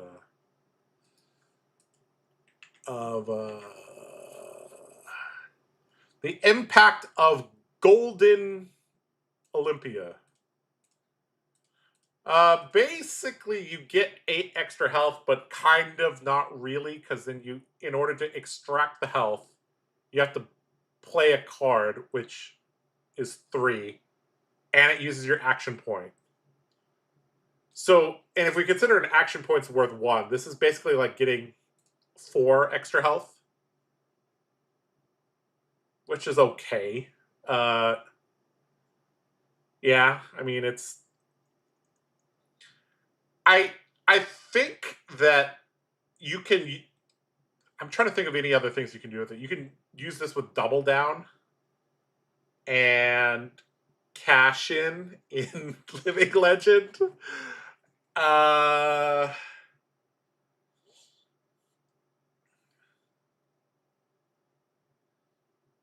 was kind of joking. They're literally making blocking instances next set. Nah, why does Guardian get all the goodies? It is very likely the Olympia armor was the CNC art, by the way. CNC art? Really? This?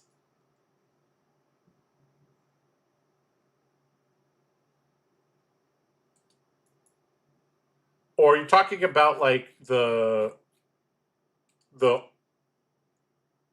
legendary of the set of the expansion slots is the Marvels or something like that?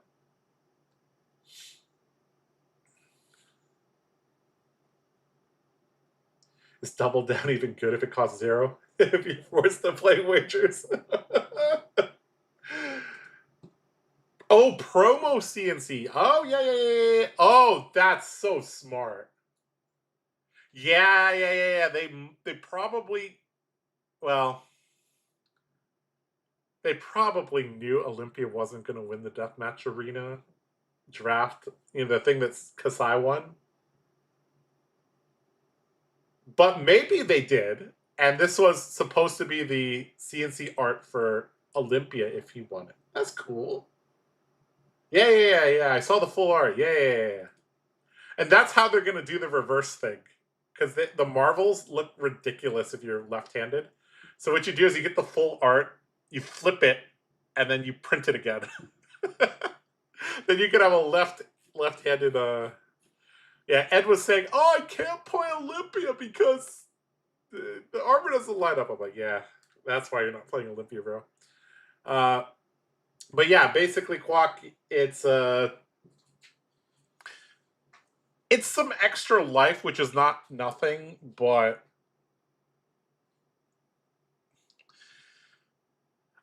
I mean, 4 sideboard slots for 4 extra health. Because in order to get your real armor back, you have to play a card, which is 3 value. So I don't know. But it does... It actually even further encourages you to play DGA. Because if you want to play dual wield, you got to start with Dynamos in play.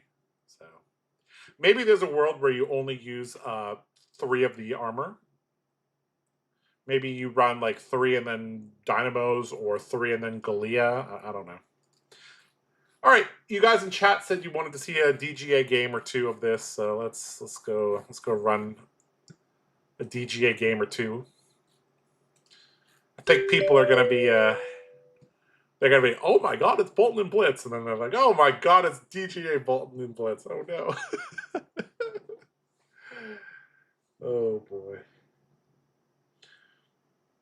I hope Olympia gets an armory deck.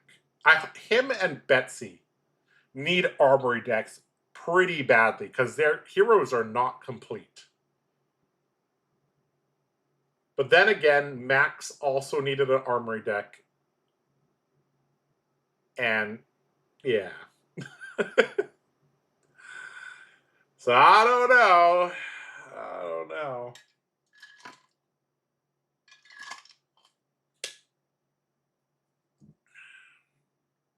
Did I make my game private by accident?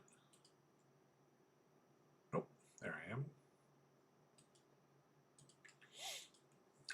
Nobody wants to play against Bolton and Blitz, I guess. Oh, shit. It's a data tall. Oh, no. All right, guys. This hero's kind of cray-cray.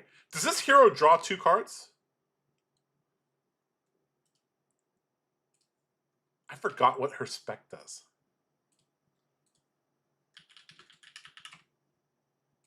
This draws a card. Can she run Cerebellum Processor? She can, right? So there's a chance she draws 2 cards. Okay, so yeah, I'm just normally I'd be like, okay, Warband blocks 1 more, but I think we're gonna get more value from this. And then here, they're going first, so I think we just take the blocking cards. So our whole deck blocks. Hopefully, if she draws a lot of cards, the hold lines will do well. Okay, so we got this. We got that. All right, let's go for it. All right. Why does she not have a weapon? Did OG dash LL and Blitz? Must have, right? Okay, okay, outpace, boosted, a dissipation shield. Okay, that's not very useful against Fly Hero. Okay. So we block with this. We get to see what's on top. Maybe we'll sink into it. Last ditch effort. Cool. The only reason we would sink is if we want like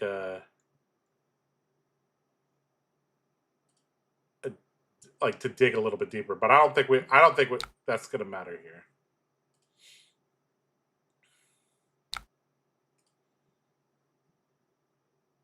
Heart. Okay. Boom grenade and 0 to 60. Okay, so boom grenade will enter. This is not once per turn. What? Oh my god, these original heroes are so broken. Okay, do we... I think we cast this, right? Yeah, let's dig for a Felling Swing or something. I don't think we're gonna run out of cards. Hey, look at that, chat. Oh, we played to our outs. Okay, so now the Dissipation Shield's gonna be relevant. All right. Does our pitch stack matter? I don't think so. All right, we go drew our Fearless Confrontations. This card's nuts, by the way. All right, boosting Sprocket Rocket. Hit a yellow boom grenade, so it gets +1. Okay. Let's see the top card of our deck first. I'm gonna have to predict very carefully when the chain is gonna go 3 wide as well, because Quick Dodge Flexor is gonna be very important to get max value here. Okay, so let's just opt the top card. Make sure it's not a 2-block. Actually, a 2-block is fine because we have the Quick Dodge Flexor. Okay, Sink Blow on top's great. Let's keep that on top. I'm not sure how she's going to go 3 wide, but like boost Talishar? I guess she needs something in the field. Oh my god, it's so many boom grenades. Okay. Okay, so here's Talishar. Didn't have to pitch for it? Oh, she hearted. Okay.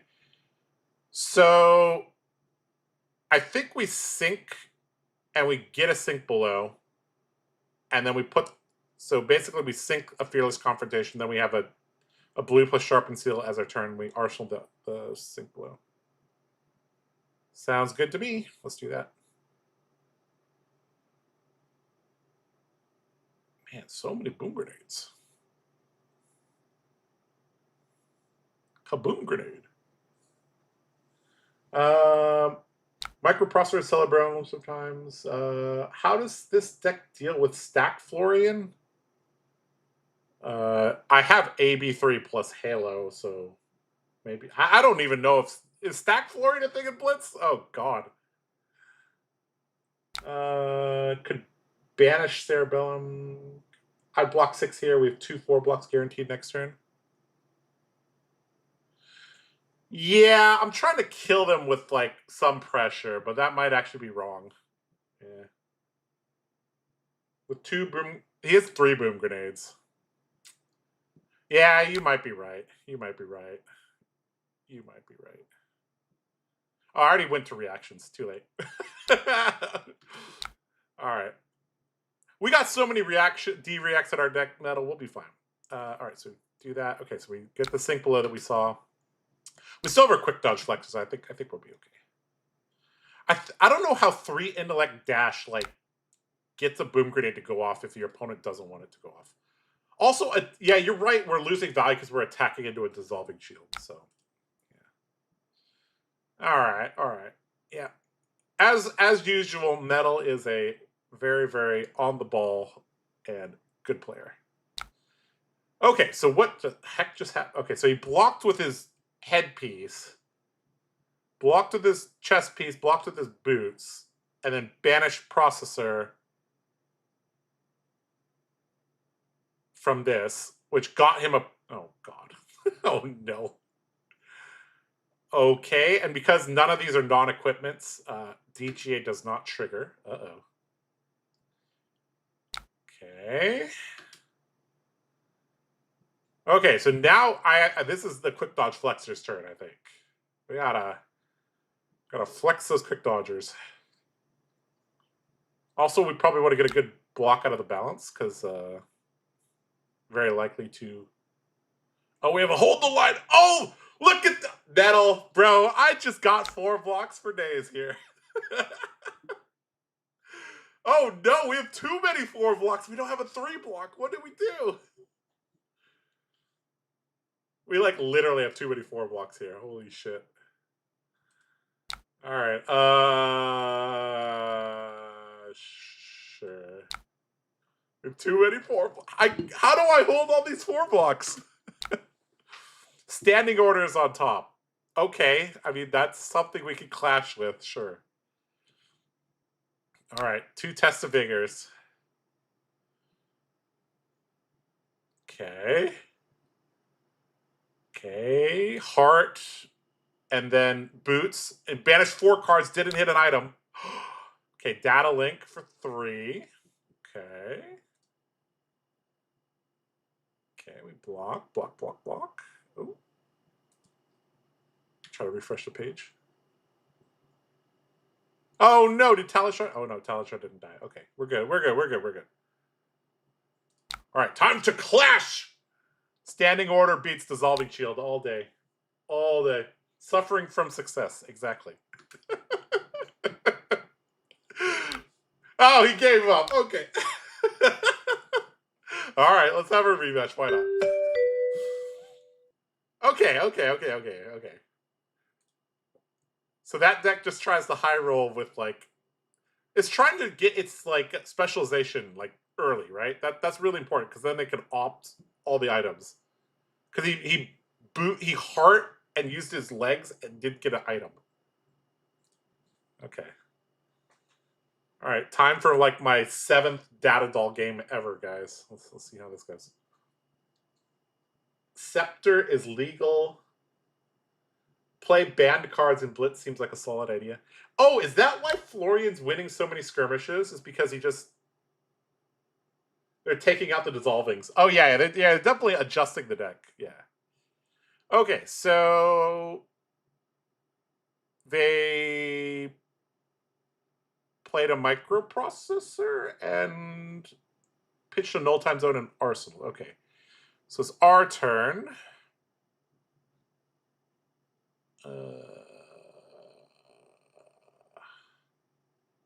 I guess we don't want our 2 block, probably. But then we gain a life if we can find a good place to use it.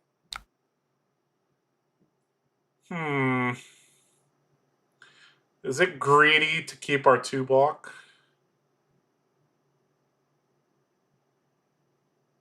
Maybe. Let's see what happens. Let's keep our 2 block and be greedy.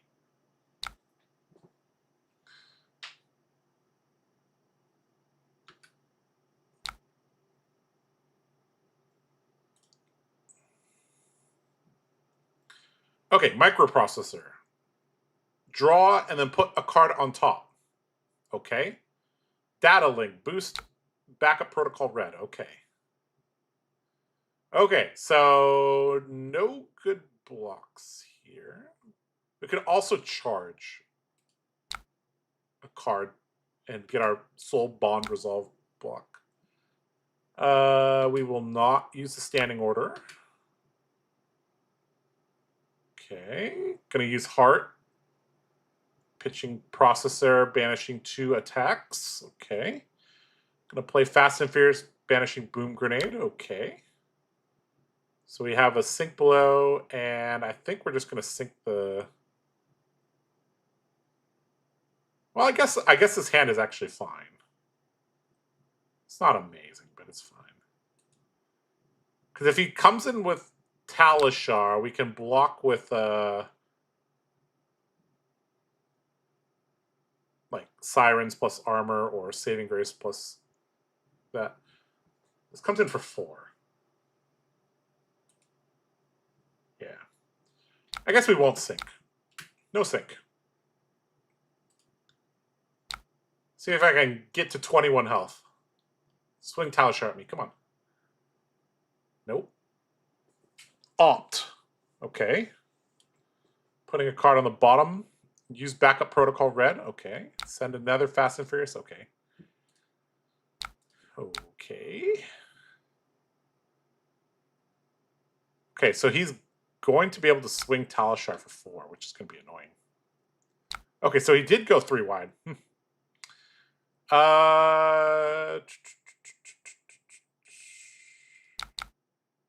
we have to block this with armor? We don't have to, actually. We just need to preserve our life. Because boom grenades don't go off on the weapon attacks, thank God. It also specifies mechanologist, so even if it just said mechanologist attack, it wouldn't work. Okay. Okay, moving on. Okay, microprocessor activation. We got defense for days. See, this is what playing Guardian for like a month did to me, boys. Okay, played T-Bone, boosted Fast and Furious. Gets to put something on the boom grenade. Okay. Okay, so we have to defend with equipment, so we can just throw this here. Also, decent chance this goes 3 wide, but yeah. I think we just use the saving grace here.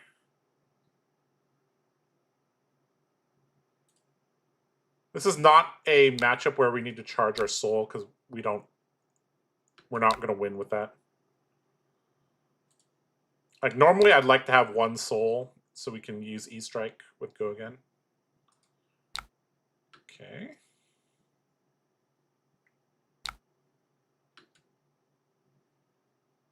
Okay, heart activation, pitching penetration script. Gets a yellow boom grenade into the field. Okay. Outpace. Okay, go block with our block card. We see a Command and Conquer on top. Sweet.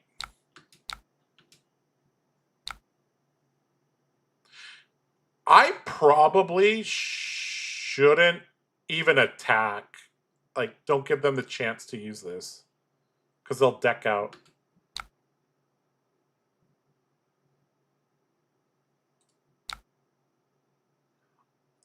Honestly, I think blocking 6 is correct. I'm not supposed to give them a chance to use their armor. That feels really lame, though. Really lame. But it's correct. Yeah. This game is going to be won by them running out of cards. So I don't want to give them a chance to use that. All right, they have not made a progress against this brick wall. And I don't think they will make any progress against this brick wall. As long as we draw blue, we always have access to flexors, and it's like, okay. Okay, microprocessor, put a card on the top, draw, and then put a card on the top. Okay, so he just used his legs to banish 2 items, processor and backup protocol. Pitching, playing a Teklo Pounder, boosted a plasma mainline. Jesus Christ, it's like Drovai Dragons all over again. What the heck does that even do? Plasma mainline. Enters with 5 steam counters. When there's no steam counters, destroy it. When a mech item with 2 or less enters the battlefield, you may. Okay, you can move a steam counter from this to that. So you can move like to Pounder or Processor. Okay. Okay, can they go 3 wide this turn? They don't have extra action points. So how do they generate extra action points with Processor if they can't play items off the top like Dash does?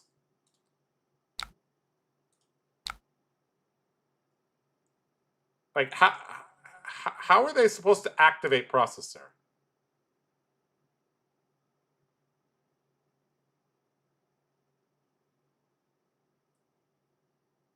When an item enters, they can crank. Oh, right, they can crank the item that enters.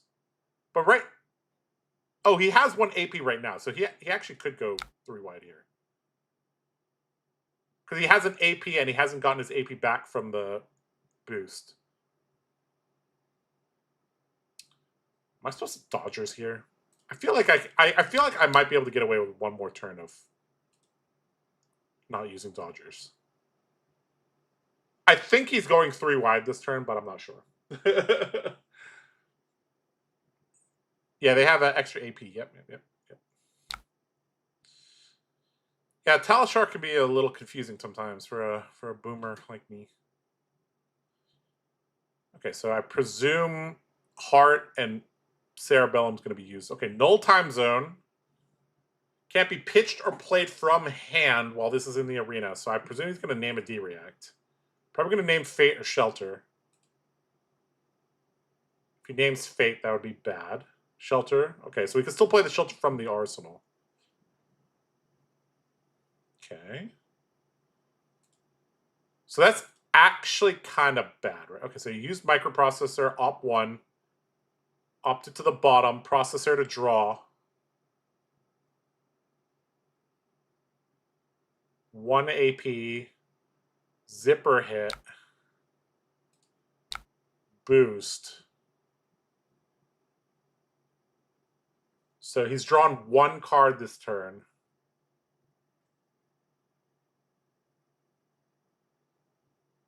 So this is never going to be active, at least for now. Okay, so we can Fate Foreseen this. See if we can find something other than Shelter from the Storm on the top. Ew, a 2-block. Get out of here. Okay.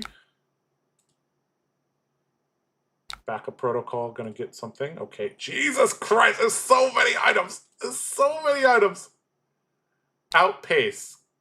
Okay.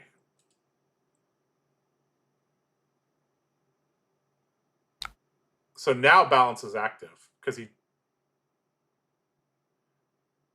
Why is balance active? How did he draw 2 cards this turn? Am I missing something?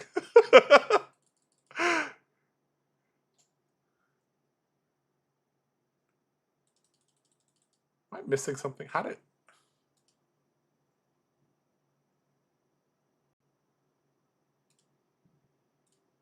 I'm gonna ask him. What did he draw 2? Hi, did you draw 2 cards this turn? One from.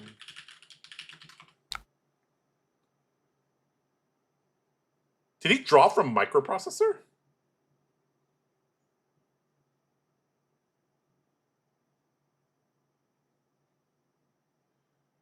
Shelter is definitely the wrong call if you haven't seen either yet, because you can still discard Shelter. That is correct.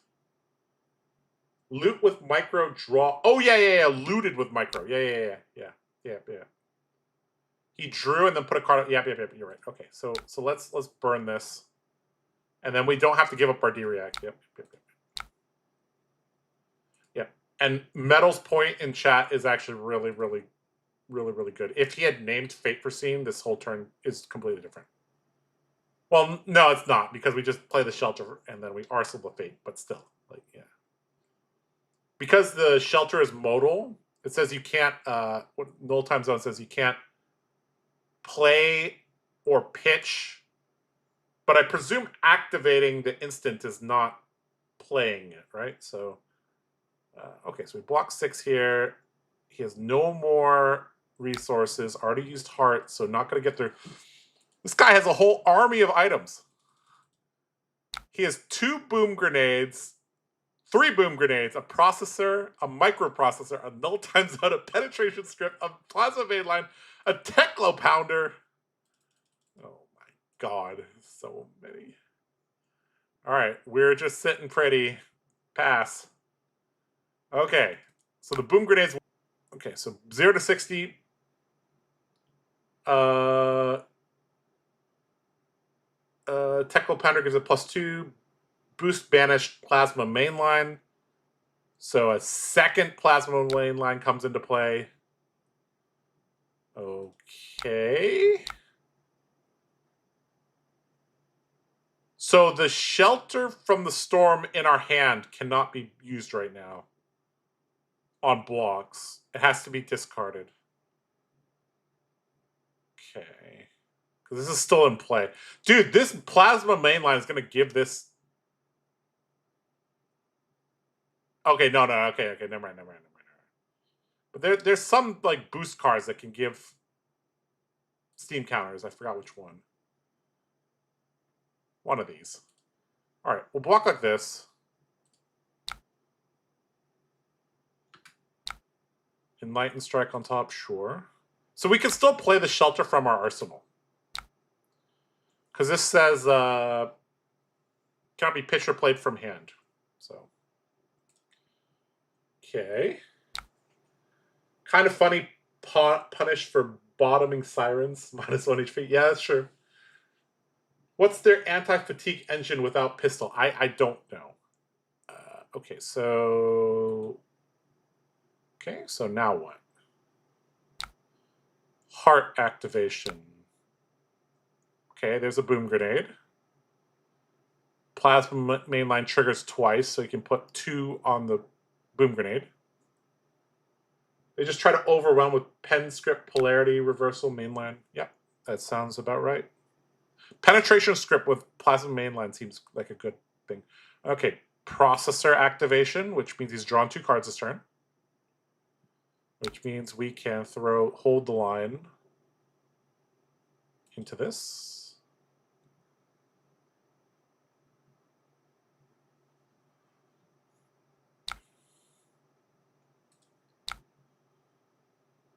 Which is beautiful.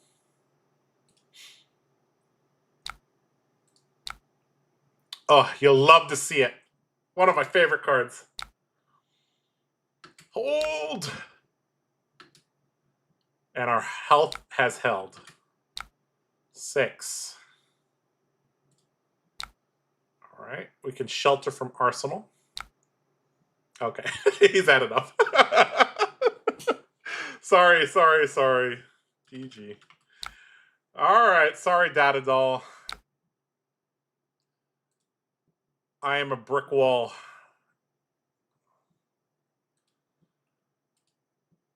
Guys, this is so much more fun than playing Guardian. But it's basically the same thing. I'm probably biased, though. Yeah, Teclo Pounder, if they can get a bunch of counters on it, would also be reasonable. They have to do burst turns. If they don't do burst turns, they just lose. All right, let's play maybe 1 or 2 more games.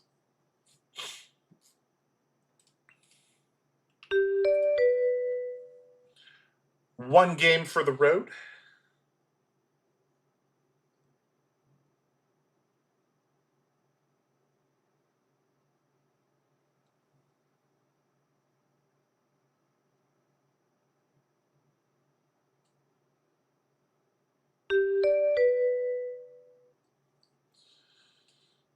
Oh, this is Mario, but baby Mario, right?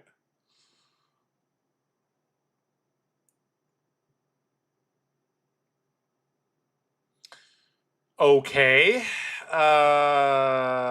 Let's load in our max armor. And I actually think the health gain, it might be better than the block cards. I think. I'm not entirely sure.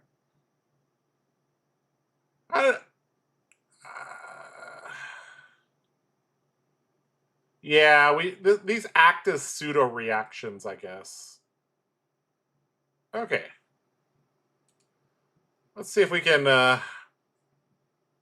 make this Arachne sad. All right, Red Brack Shroud. That's like the hyper modern version.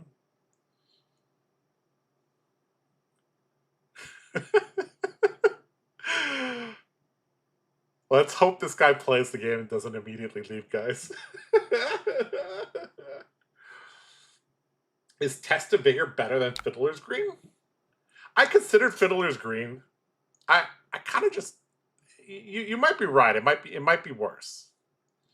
Whenever a dagger you own. Okay, so damn. All right. Well, at least we're getting our value here, because we're gonna flick something at us, I presume. Yeah, Fiddler's Green. I've seen like the really defensive Iras running that, and I thought it was pretty good as well.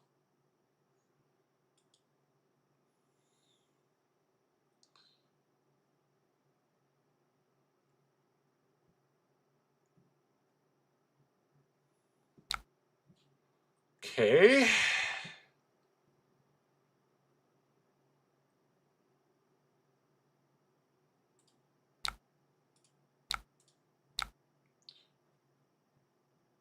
If he has an attack rack, this is gonna hurt.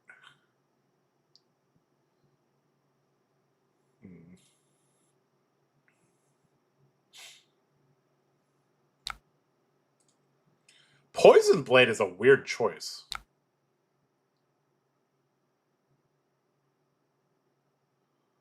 Up sticks and run. Swing. Okay. So he's coming off an arsenal.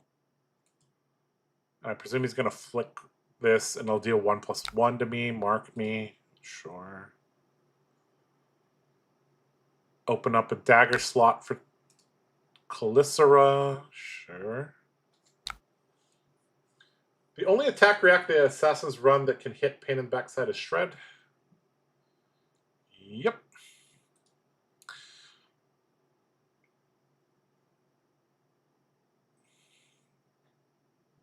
Yeah, because that was a hybrid card.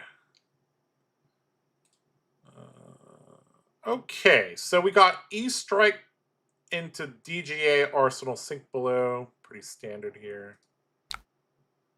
Turned into Black Widow, so having a D-React is going to be nice.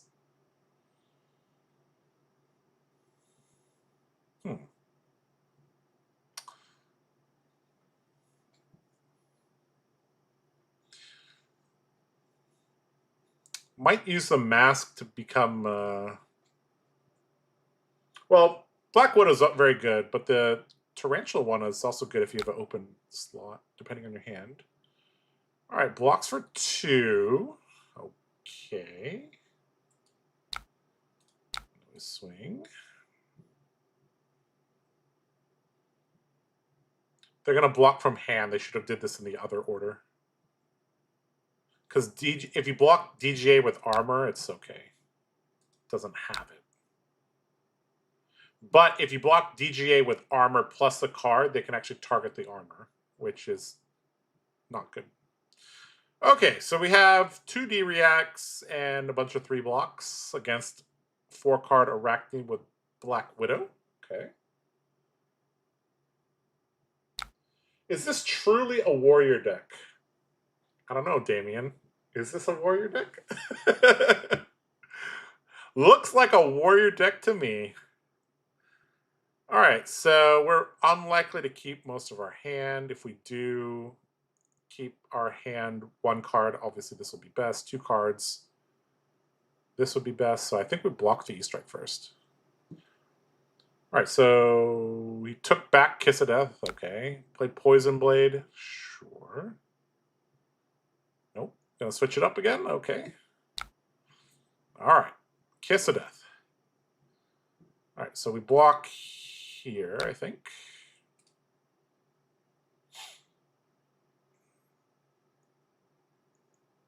Of course, he can always flick this, or maybe he has an attack react. Looks like a Guardian deck to me. Yeah, Damien, this is what you did to me, putting me through like 4 weeks of like Guardian school.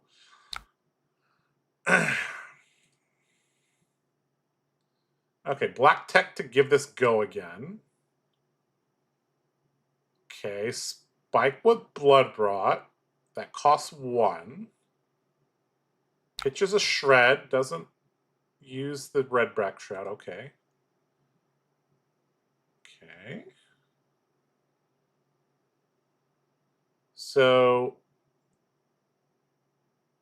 if he flicks, we can actually Saving Grace, and then that would turn this on. So we have to be... We're already marked, though.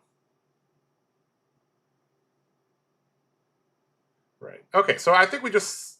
So if we Saving Grace and charge a card, this will go to 9, and then he won't use the Arachne ability. So I think we just play this out. Don't charge it. Let him activate Black Widow. And then play Sync. Then move on.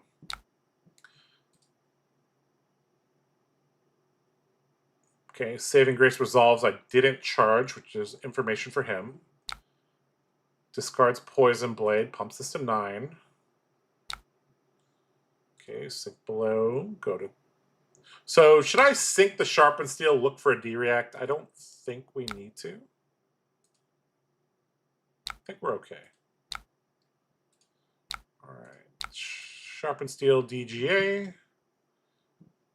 He might mask here, depending on the hand texture. How do you beat slow decks that can pitch deck? With this deck, you send a CNC at the right time, or you just... Very rarely can you get to second cycle at a healthy life point against DGA. So I don't know if they... Even if they pitch deck, it doesn't even... Yeah. Alright, so Mask being used turns into Tarantula. The one with that creates daggers. Chances those decks get beaten by the good Blitz decks. Oh, there you go. Josh, it is good for you to play something else other than Warrior for once. Yeah, this, right? This is not Warrior, according to Damien. I want a clash. That's correct, Damien. Yeah. All right. Cut from the same cloth. We do not have an attack react, so I mean we're already marked, but yeah. Sure. +4 to your next dagger. This is my hand. I don't have a D react. Shields down.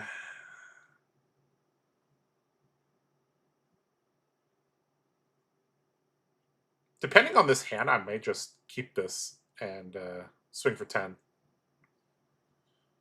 Like block for 3.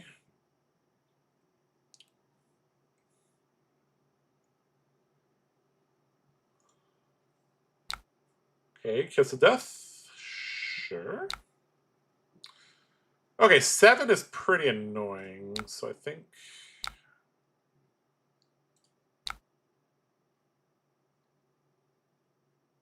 Go like this. Probably has an attack react.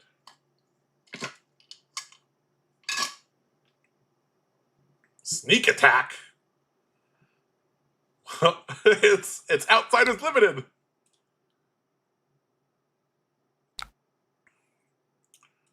All right, Kiss of Death hits. We take some damage. Hopefully this is not a Codex.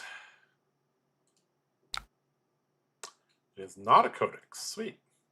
All right, so now he can no longer keep a full grip. Technically, he can if he... No, he literally has to give us a card here. Okay.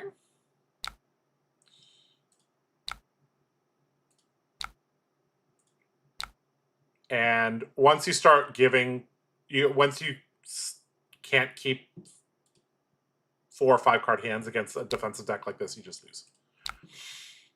Especially considering I still have all my armor.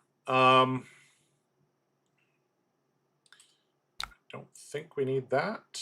I mean, the blues are not super useful either, but we have...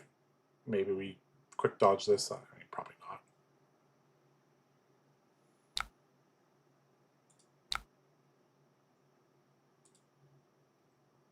Okay.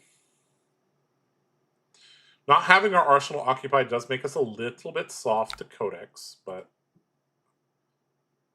Okay, pick up the point. I'm going to retrieve a dagger, but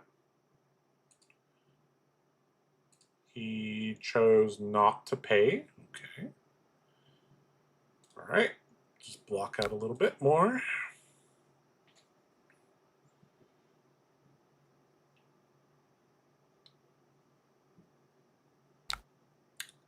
Arachne still has a very healthy deck count, but doesn't have the life to make a pivot anymore.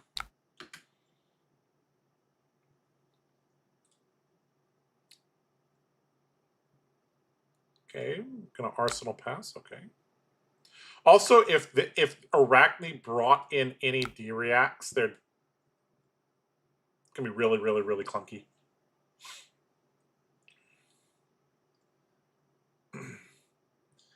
Reminds me of blue-white control counterspell removal swing with land. Yeah, kinda. Josh, this is a warrior pretending to be a guardian. Yes, you are correct.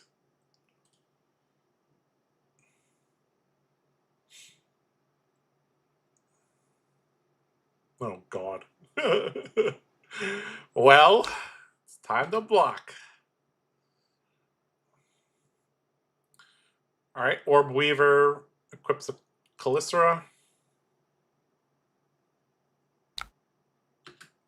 Mark of the Black Widow.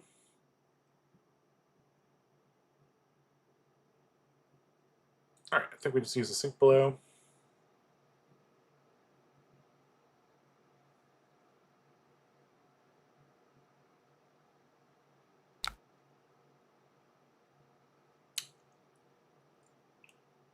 Could also just discard this.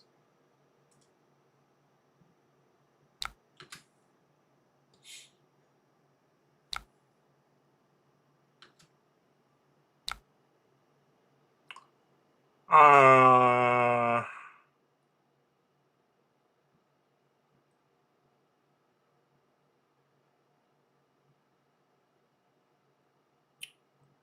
don't think it matters what we do here.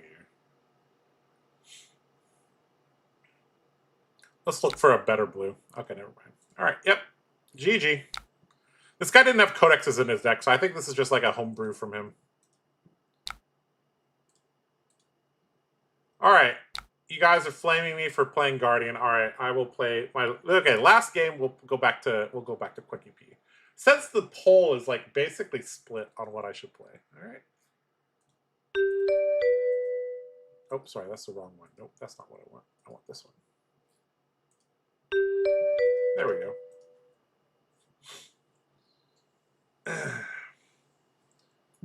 We got to win one game with Dorinthia Quicksilver Prodigy. Like we lost 2 games. We gotta win one of them.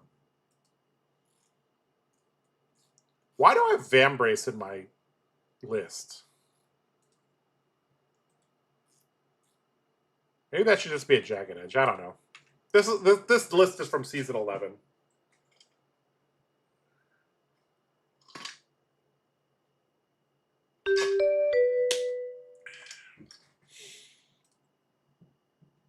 KO. Sure. We know how to deal with KO.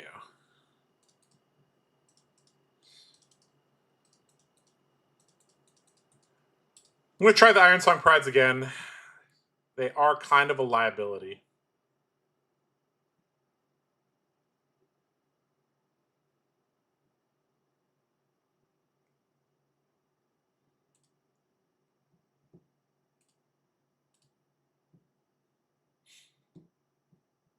Oh, got a League of Leviathan player.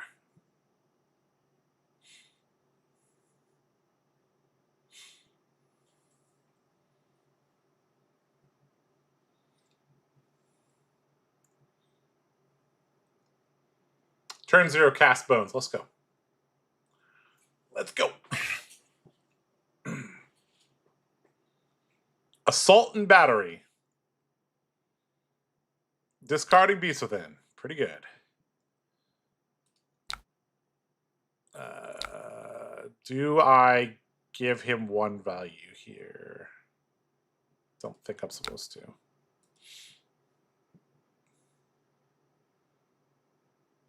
Okay, so he has an Agility, Might, and an Arsenal, and he took a damage. Sure. So he has a C-Leg, CNC going to the bottom. Okay.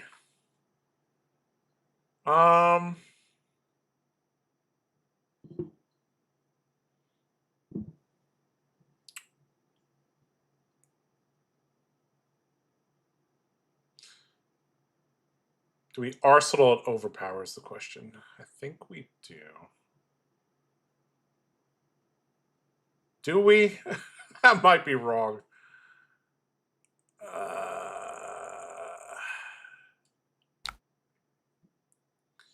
It might be wrong.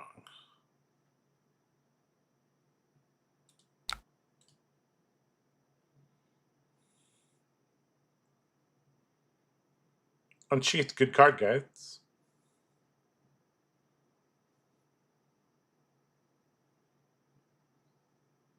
We don't have Crown of Providence, so overpower an Arsenal is risky.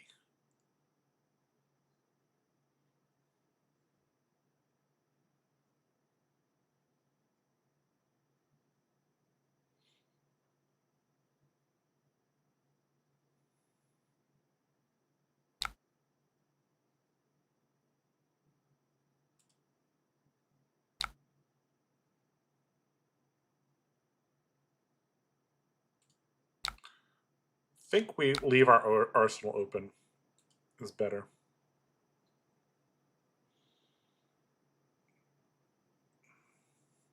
If he blocks, we'll Jagged Edge. If he doesn't block, we'll just Arsenal and move on with our life. IP1.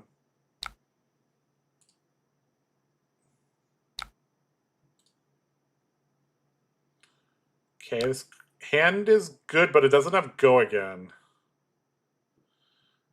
So we're gonna have to block because we don't have Go Again. It's rare to not have Go Again, but it can happen.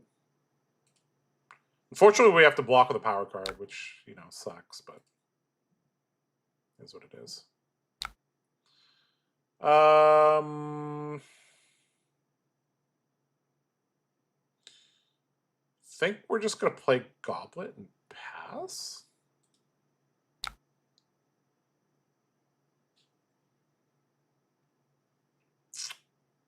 We're going to take 6 damage, though, but I think that's fine.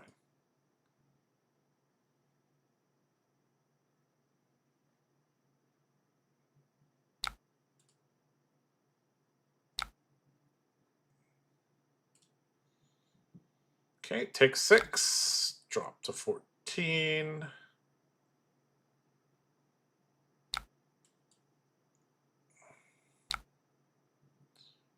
Okay, your turn, KO. Okay, this is an okay hand. We have an okay hand All right, Blood Rush Bellow. Discarded, send packing. Okay, draw 2. Claw. Sure. We don't need this, so we'll block.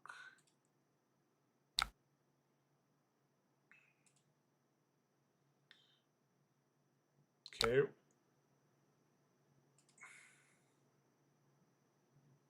Swing big. So we already have an agility. This is for 10, though. Let's pop this. Ew.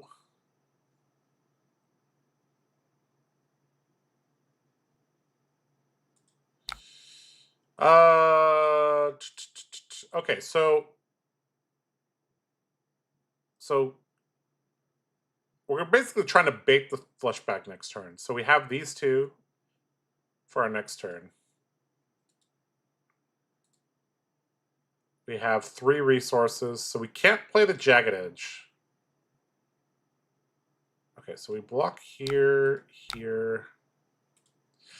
I really don't like taking this much damage. I think we need to prep our courage just in case we need to use it. And we're going to have 3 armor just in case he sends a CNC, so it'll be fine. Okay, so this looks okay. Take 2. He didn't use his sash either, but he didn't really have a chance. Okay, so swing. So hopefully we get the fleshback here. No. Okay. All right, clash. It's gonna win it, obviously. Yeah. All right. So Iron Song Pride. So now we have a counter on our weapon, which is very important.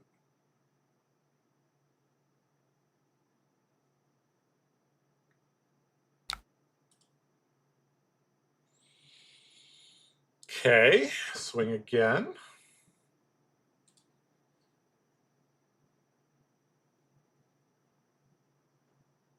Oh boy, sash turn.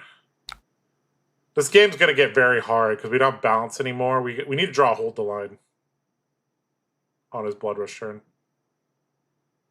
Nope. Looks like we failed to do so. All right, Bear Fangs. Okay, so how do we keep our counter? So we need shift and a blue, so we have 2 extra cards here. Oh, if this is like send packing, we're really screwed. I think we can only block with 1 card here. We keep our armor. It takes 6. Ugh. All right.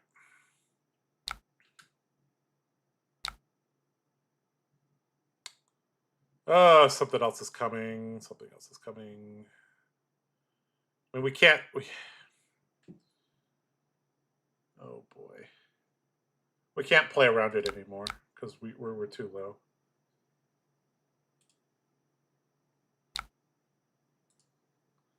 We might need to break courage.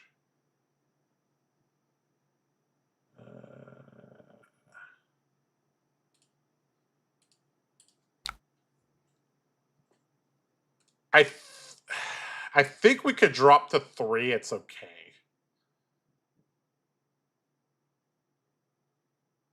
This Scowling Fleshbag could screw us up so bad.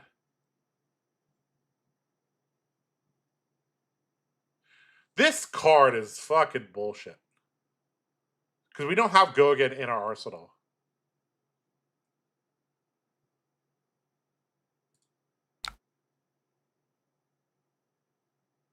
Like, if he intimidates this card, we just lose.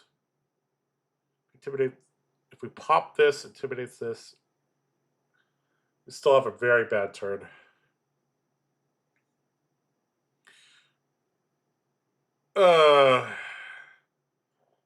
Maybe I'm supposed to block 2 cards and just preserve my counter.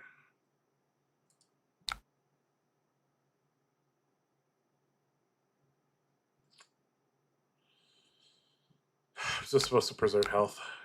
We need the game to go longer.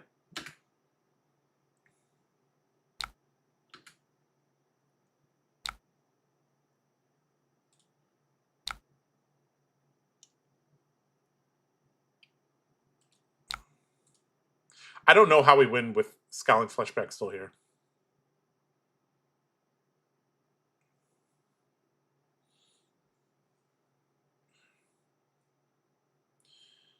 Yeah, I could have broke Courage and go with the 2 go-agains, but then I can't protect my counter because Jagged Edge costs 1.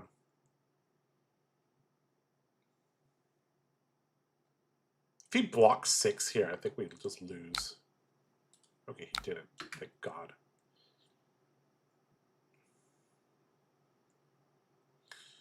Okay.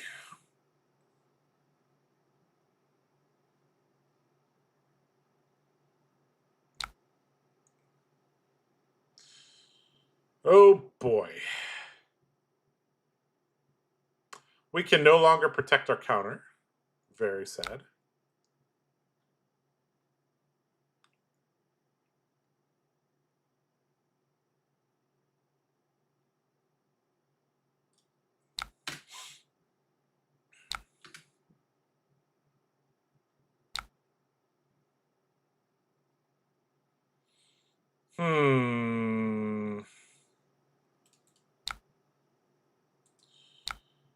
Am I supposed to drop to 3? It's just too easy of a block for him.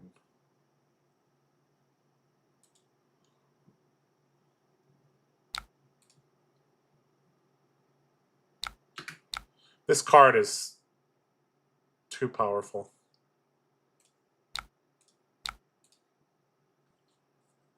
Okay, at least he has to give me armor. Okay, well, we'll take it. So he drew a Blood Rush, so we're probably dead. And we drew an Iron Song Pride on the wrong turn. Ugh.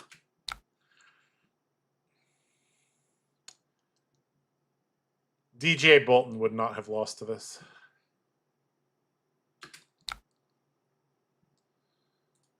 We are a dead duck.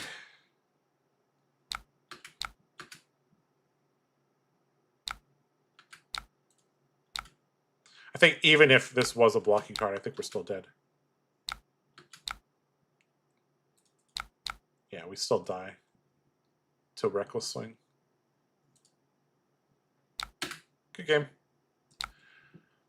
Oh,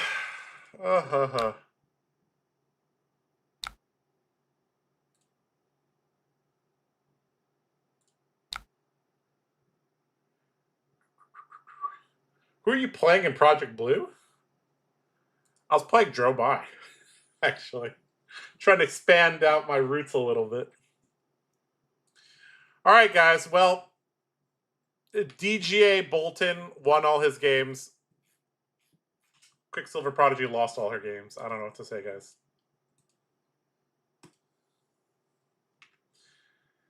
Yes, it has some liabilities, but it is also very good in certain situations. So, I don't know. It's a high-risk, high-reward card. But maybe we're not in that era.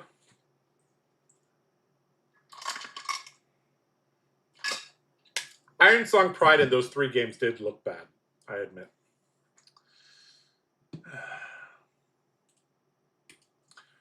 All right, guys. Well, I hope you've enjoyed this semi-annual look at Blitz. There's only 2 Blitz seasons a year, right? So, yeah, semi-annual look at Blitz. I guess maybe you play a little bit of Blitz in side events here and there. So, yeah. Your skirmish Blitz is this Saturday. Well, there you go. Yeah, we'll be good. Can we play a Project Blue game right now on stream? I'm brewing Terra.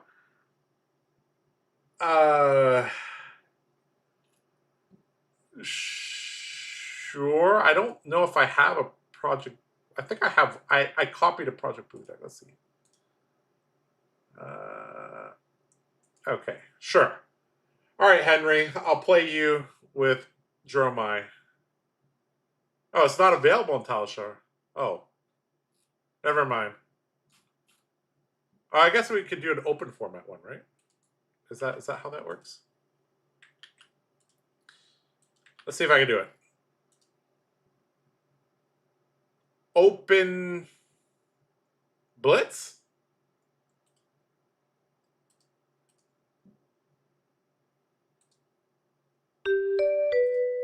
All right. Last game. Henry, get your ass in here.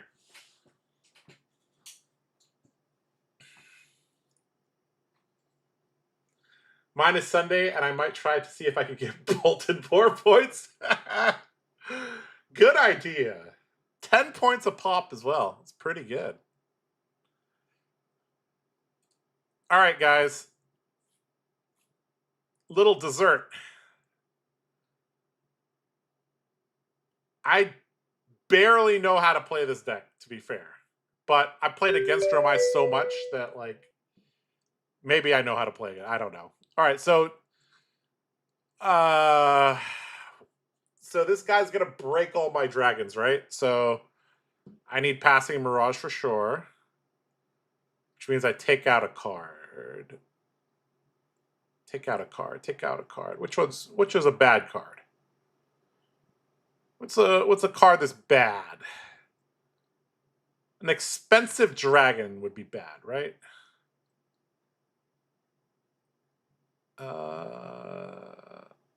He's going first, so Sigil of Solitude also seems bad too. So we'll take that out. All right, so which boots? I guess is Mage Master Boots better here? Yeah, I can Mage Master Boots a aura out, right? That's what I'm supposed to do with Mage Master Boots, right, guys? All right, and then turn 0, we Glory Seeker and draw a card, and hopefully he doesn't hit us too hard. Yeah. Okay, Project Blue is commons and rares only, and certain high value cards are not in the format, like Rake the Ember, Sink Below, Fate Foreseen, stuff like that. Okay, so he's going first. So if we Glory Seeker, we get to keep one of these. Guess we... Well, let's see what he does on turn 0. Okay, so he's attacking us, which is really good. Because if he didn't show his hand here, we wouldn't have information. Okay, so we could pitch 3 cards.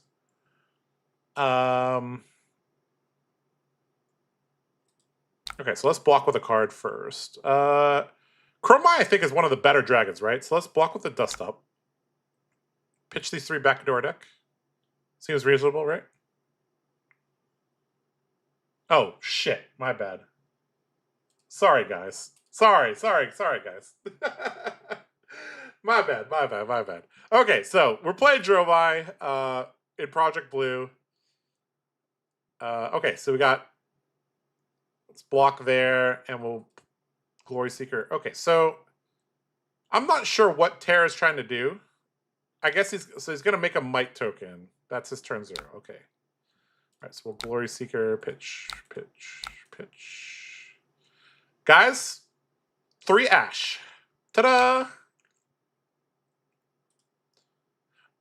Oh, we could have blocked more cards, actually, because we were going to draw a card. Oops.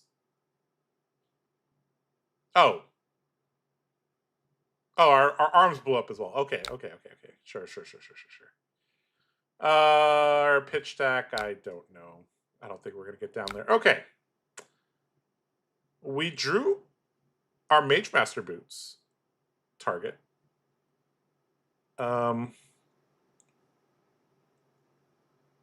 So I think we're just supposed to put the Passing Barrage out and then swing at the Azvali.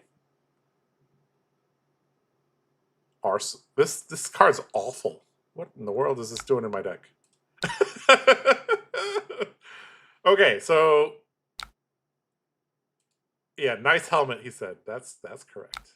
That's right. Okay, so we activate Mage Master Boots with the chest. Plant a Passing Mirage. Also run Old Knocker instead of Spring. Oh, yes. Yes. Yes. Yep. Yep, you right. You right. All right, so we play a passing mirage. Now we can continue with our turn. Okay. All right. Go. Are we supposed to rabble first or Azulai first? I guess whatever. We'll go like this.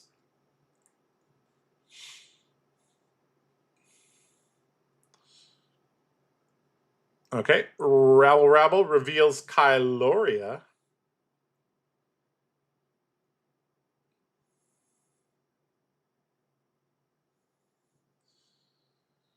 Okay. Okay, Macho blocked, sure. Okay, Azulai. Oh, Azulai. Transform! And this has go again. Sweet.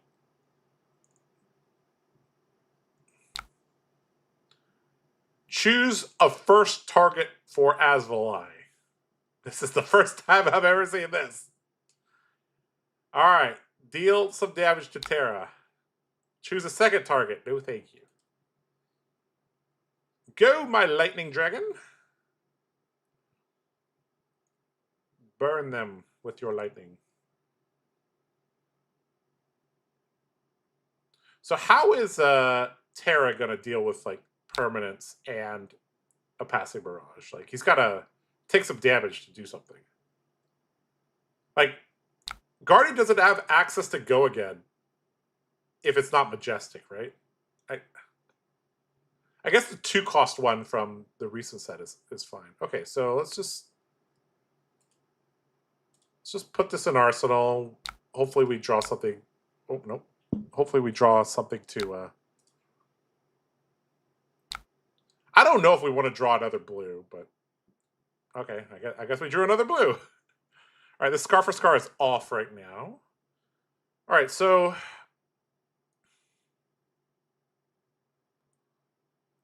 Okay, there's a concuss targeting... Targeting who? Targeting me, I guess, right?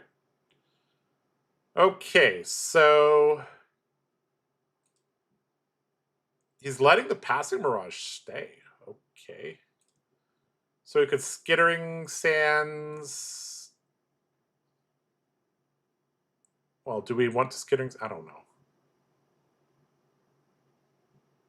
So I have to get in the mindset of a Dromai player playing against Guardian, right? Like, all my shit is going to break. So this card's not very good.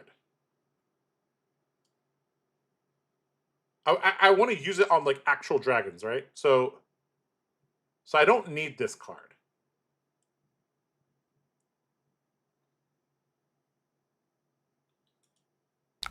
And if I take 5, I go to 15 plus this 16. I go to 16, so this is on. So I can go Scar for Scar, Kyloria, swing, Azulai, swing, and if he doesn't pop Azulai, I can play Doombreaker. Okay, that sounds... Oh, I have to discard a card. Oh, no. Okay, maybe we just don't block. All right, whatever. All right, he didn't... I guess this is what we're supposed to do, right? When they don't attack our board.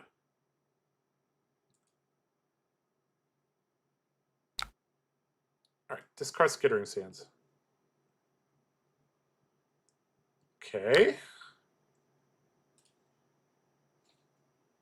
I'm not entirely sure about the sequencing. Like, should I send a dragon first? Should I send the Scar for Scar first? But, yeah. Okay, so he's giving us a Quicken token. Okay.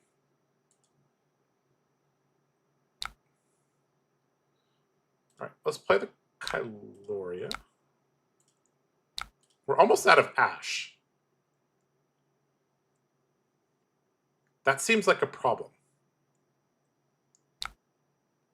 All right, Kyloria, go attack.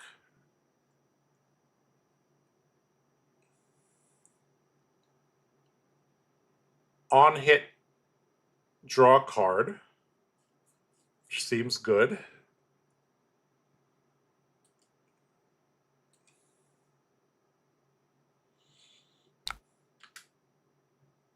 Okay, blocked out.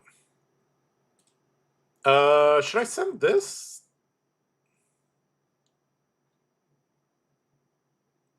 Because if he breaks this, we get an Ash. If we send this, our turn just ends. All right, let's send this. I think this is correct. I'm not sure. I presume this is definitely going to get popped, but it might mess up his turn. The new card that destroys an aura on Clash is a Majestic? I believe so. Vambrace is a cool card. Well, no Vambrace is here.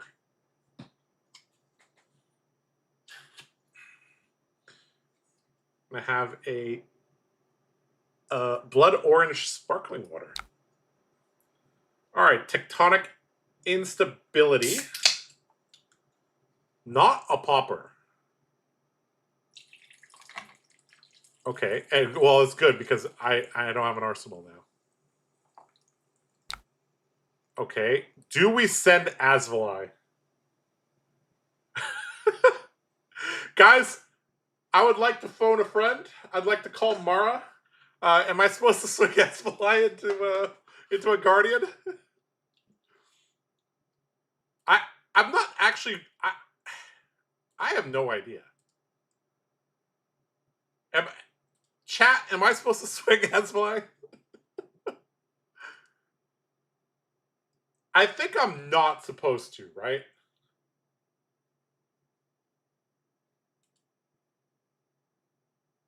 Right?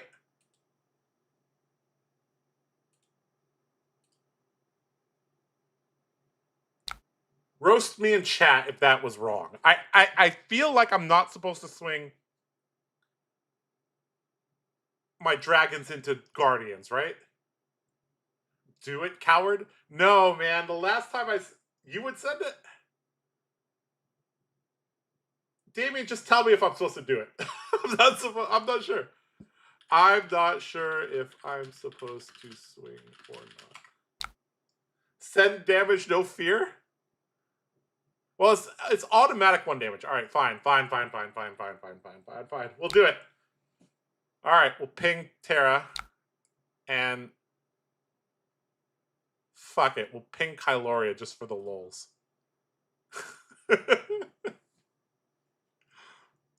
Please don't pop my dragon. He popped my dragon, guys. No, and now he's gonna Titan's Fist Kyloria. Oh no, he Titan's Fist the Passing Rush. Okay. Okay, now what? Oh yeah, this dragon exists. I forgot about this dragon. Okay, we're good. We're good.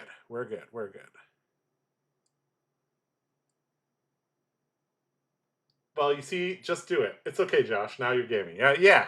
I got a mirror guide now. We're good. I've never played Illusionist versus Guardian, so this is like all new to me. Okay, he took 2. Okay. All right, I would like to invoke Mirror Guy by pitching this Uvia. Makes an Ash, and then you loses an Ash. Sorry, uses an Ash, then gains an Ash. Then, if you have no Ash, you can't make this play. The first dragon attack each turn loses and can't. Okay, so we'll attack with Kyloria. No Phantasm. On hit, draw a card. Okay. Okay.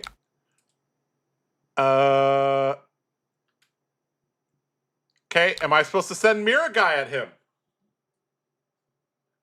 No, right? Because this is the most important dragon, right? I only have 2 of them as well. Now we send Snatch after this. Okay, yeah. There we go. Okay, we did it. See, guys, I still need Coach Damien's help on Tuesdays, even though I'm playing a completely different deck than our 0 to 60 series. Okay, so now we have 2 dragons. It's really annoying. I don't know how Terra clears 2 things in 1 turn. He can't, right?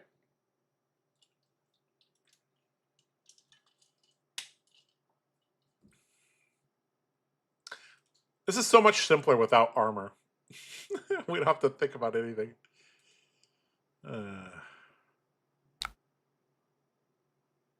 Okay. Why does Terra have so much armor? Oh my god. Okay.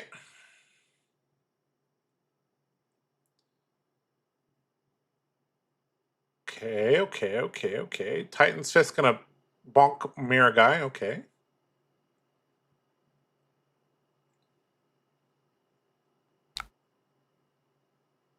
Okay, goodbye, Mirror Guy. Okay, I'm supposed to play the Sweeping Blow. Maybe pitching a red? I don't know. I only have 1 Ash right now.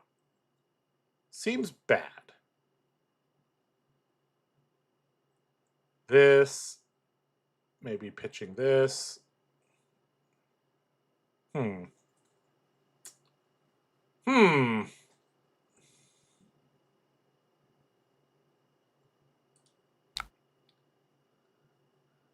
think I'm supposed to pitch the Statch.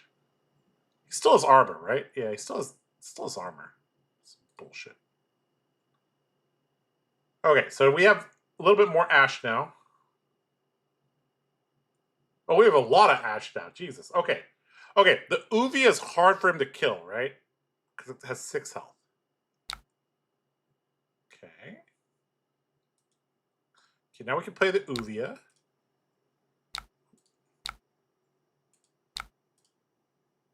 Okay. Okay, so now we can send the Ashwing. Get some chip damage in.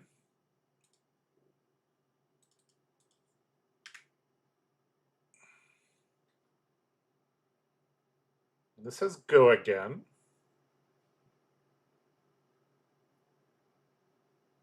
Because I played a red. Yeah. Watching you play this deck is funny. Oh, God. Which warrior is this? This is Project Blue Dromai. I'm humoring Henry. He asked for a game in chat. I said, okay, I'll play 1 last game with you. I'm not really the best practice partner, but, you know.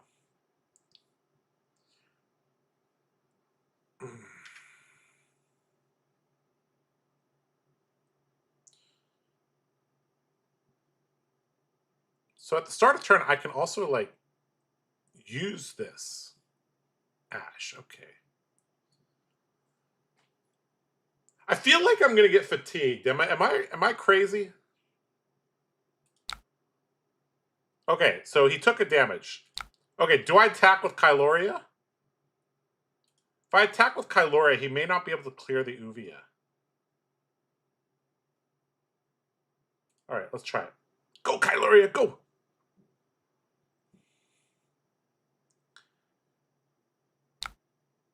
Oh, he didn't get popped. Sweet. All right, do we send the Uvia now?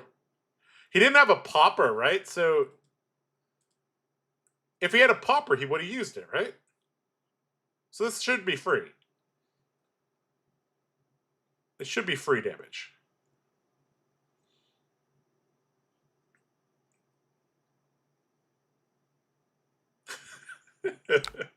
Oh, we were right. Yeah, free damage. Let's go.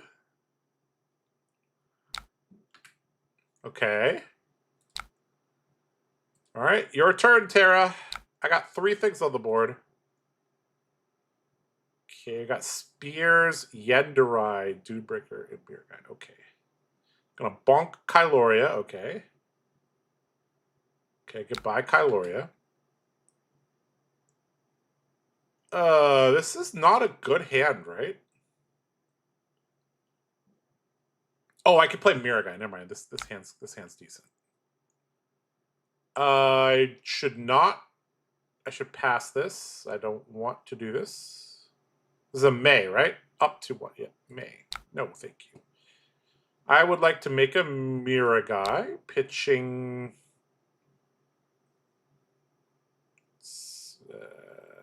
Spears, I guess. And then I could make a Yenderai. Pitching that. Why would I make the Ashwing? Then I don't have Ash for the Dragons. I only had one Ash. Or is that not how that works? Okay, so I have no Phantasm on my first attack. So I said my biggest attack, which is this.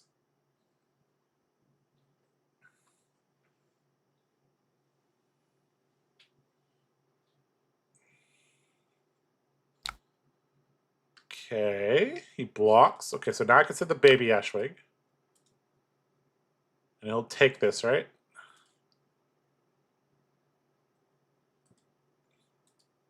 It's like a mind game. Whether he has a... Okay, so he has a popper. Okay, goodbye. Okay.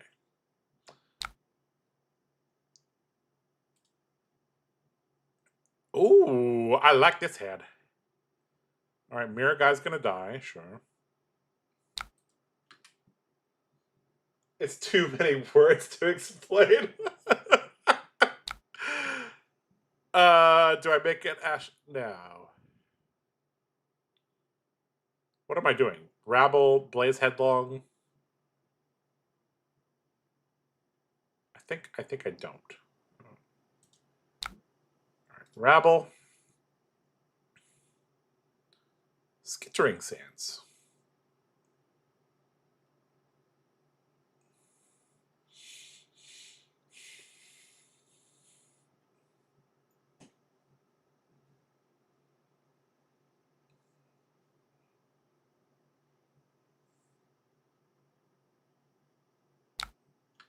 All right, we're chipping in there, boys, little by little.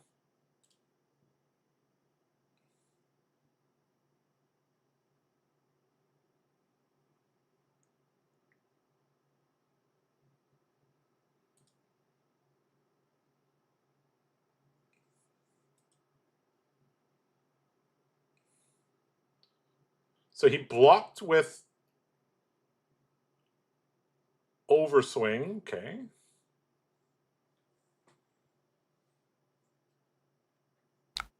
Okay. Gave us a Quicken token, which is not relevant.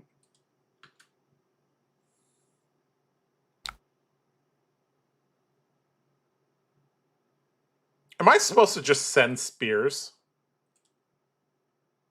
Preserve the Kyloria?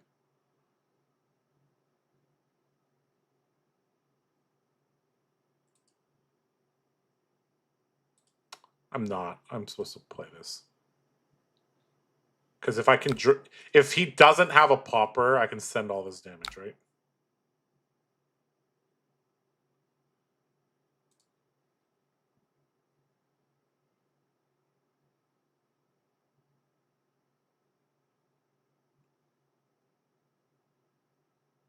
Okay.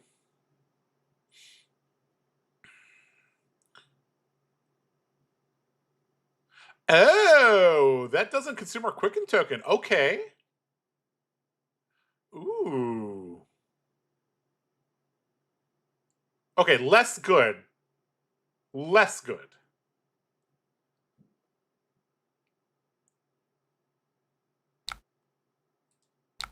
Oh, he's attacking us.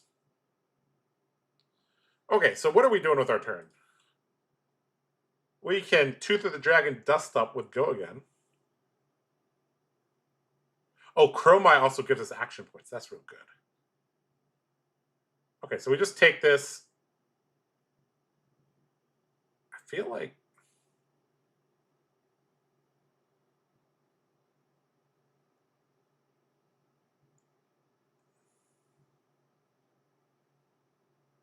Okay, I think we just take this, yeah.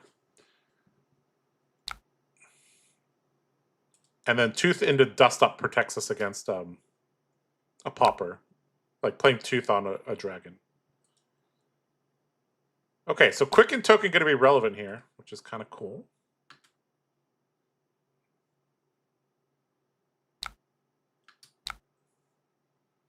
Okay, we're going to skip the Uvia thing.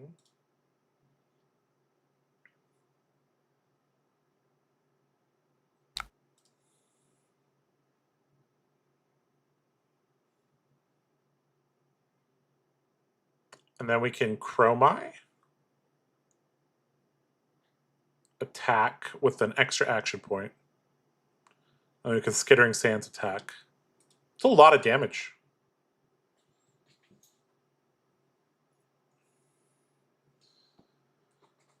Guys, this is a very, very different Flesh and Blood that I'm used to.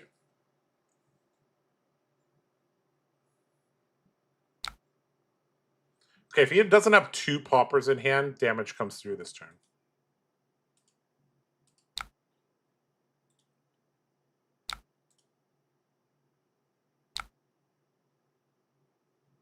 Oh shit, we don't have Ash anymore. Okay, I guess we can Arsenal that.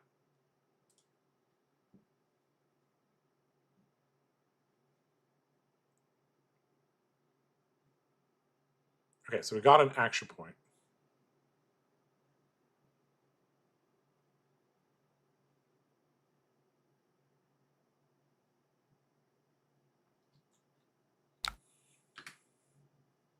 Oh, he doesn't have a pauper.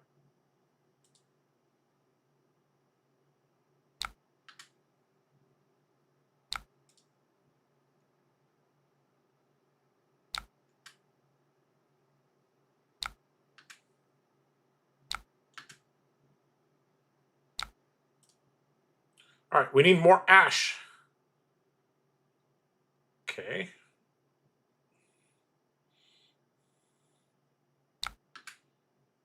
Mm-hmm.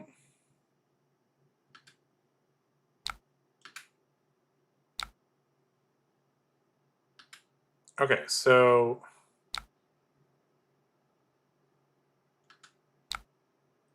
we can play this, pitching this.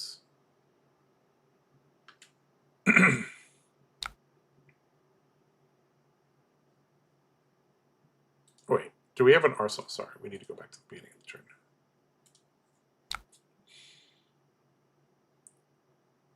I want to go this into this.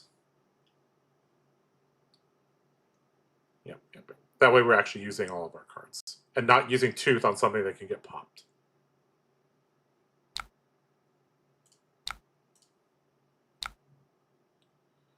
Do we turn this into an Aether Ashwing? I think we don't, because we need it for Asvali, right? So.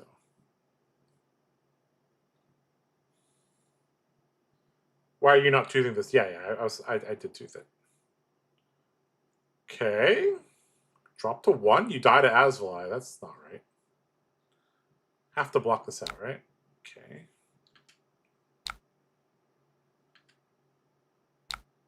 All right, we have Yenderai, Uvia, Skittering Sands, or Asvali.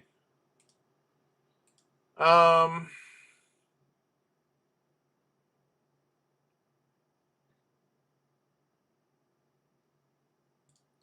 think we're just supposed to play this and make him have it.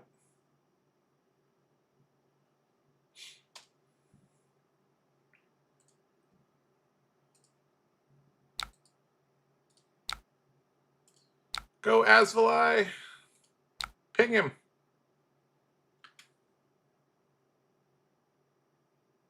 Okay.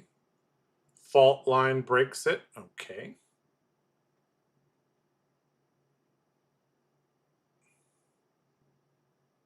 Hammer at me. No. At Yenderai to get rid of the endurance counter. Okay. All right. Sweeping Blow can give us an Ash. Billing Mirage can give us an Ashwing. Sure.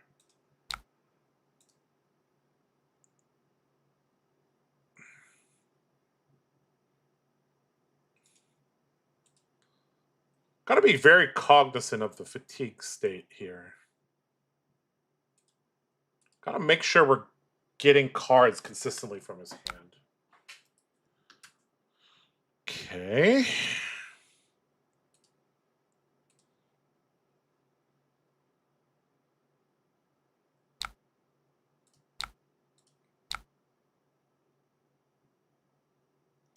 Maybe hitting him with breakpoints is actually better. I don't know.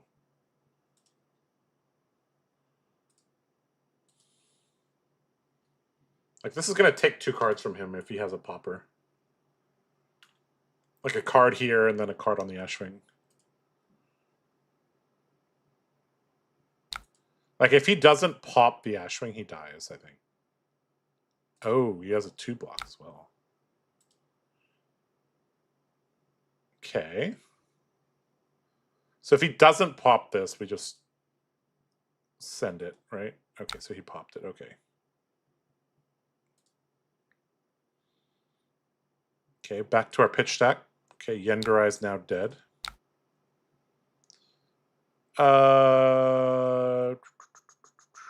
Do we transform? I don't think so.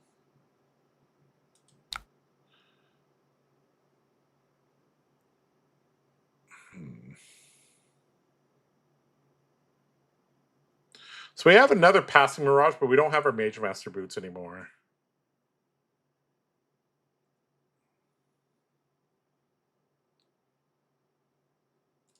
All right, let's just send this. Breakpoint City here.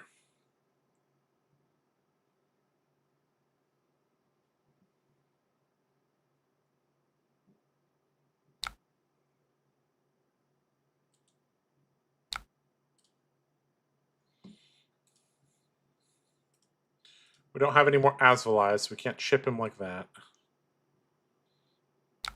We have some Dust Ups left, so maybe we'll get it with that. All right, am I supposed to just play the Chromai and the Mirage? I think I'm supposed to do that, right?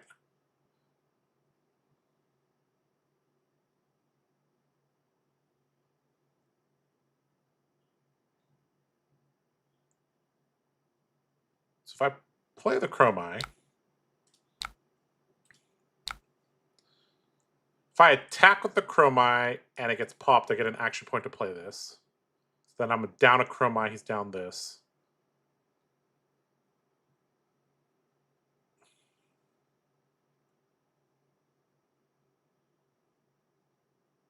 I think I was just supposed to play this out. Take a turn off.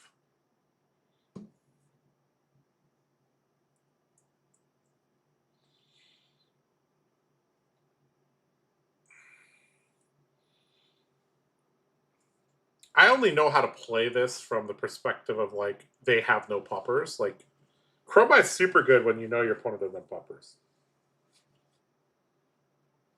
All right, Hammer going at Mirror, passing Mirage. Okay.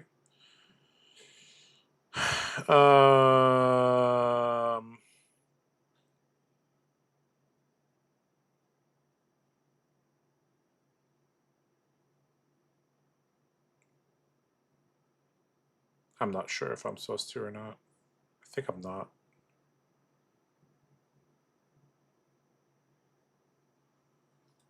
What kind of warrior is this? That's a good question. This is not a warrior.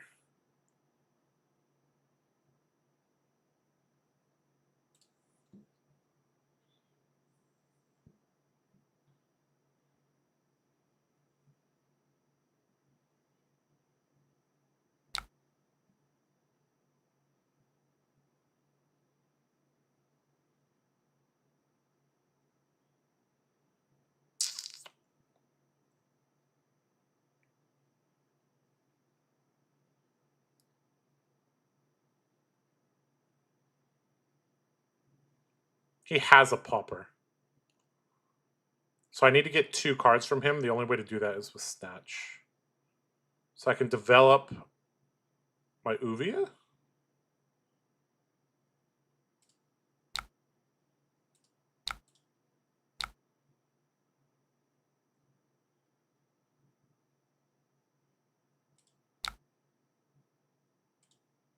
This gets 2 cards.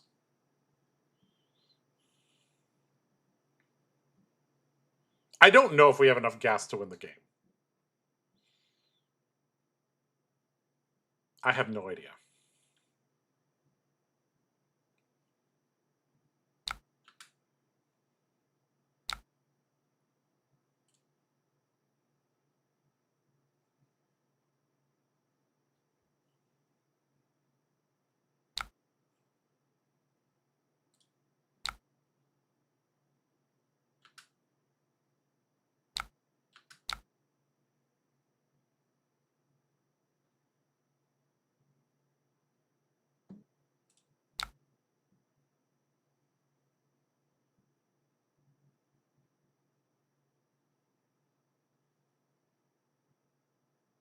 This gets 2 cards. This gets 1 card.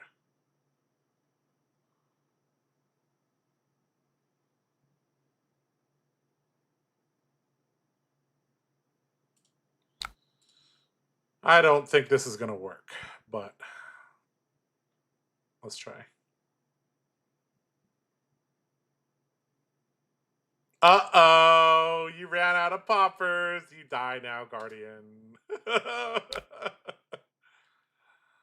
Oh, boy. You ran out of poppers. Oh, yum, yum. Okay.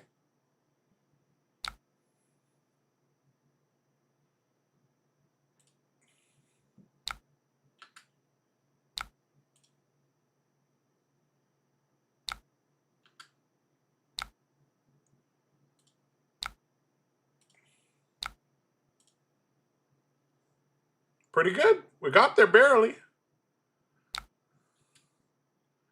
GG.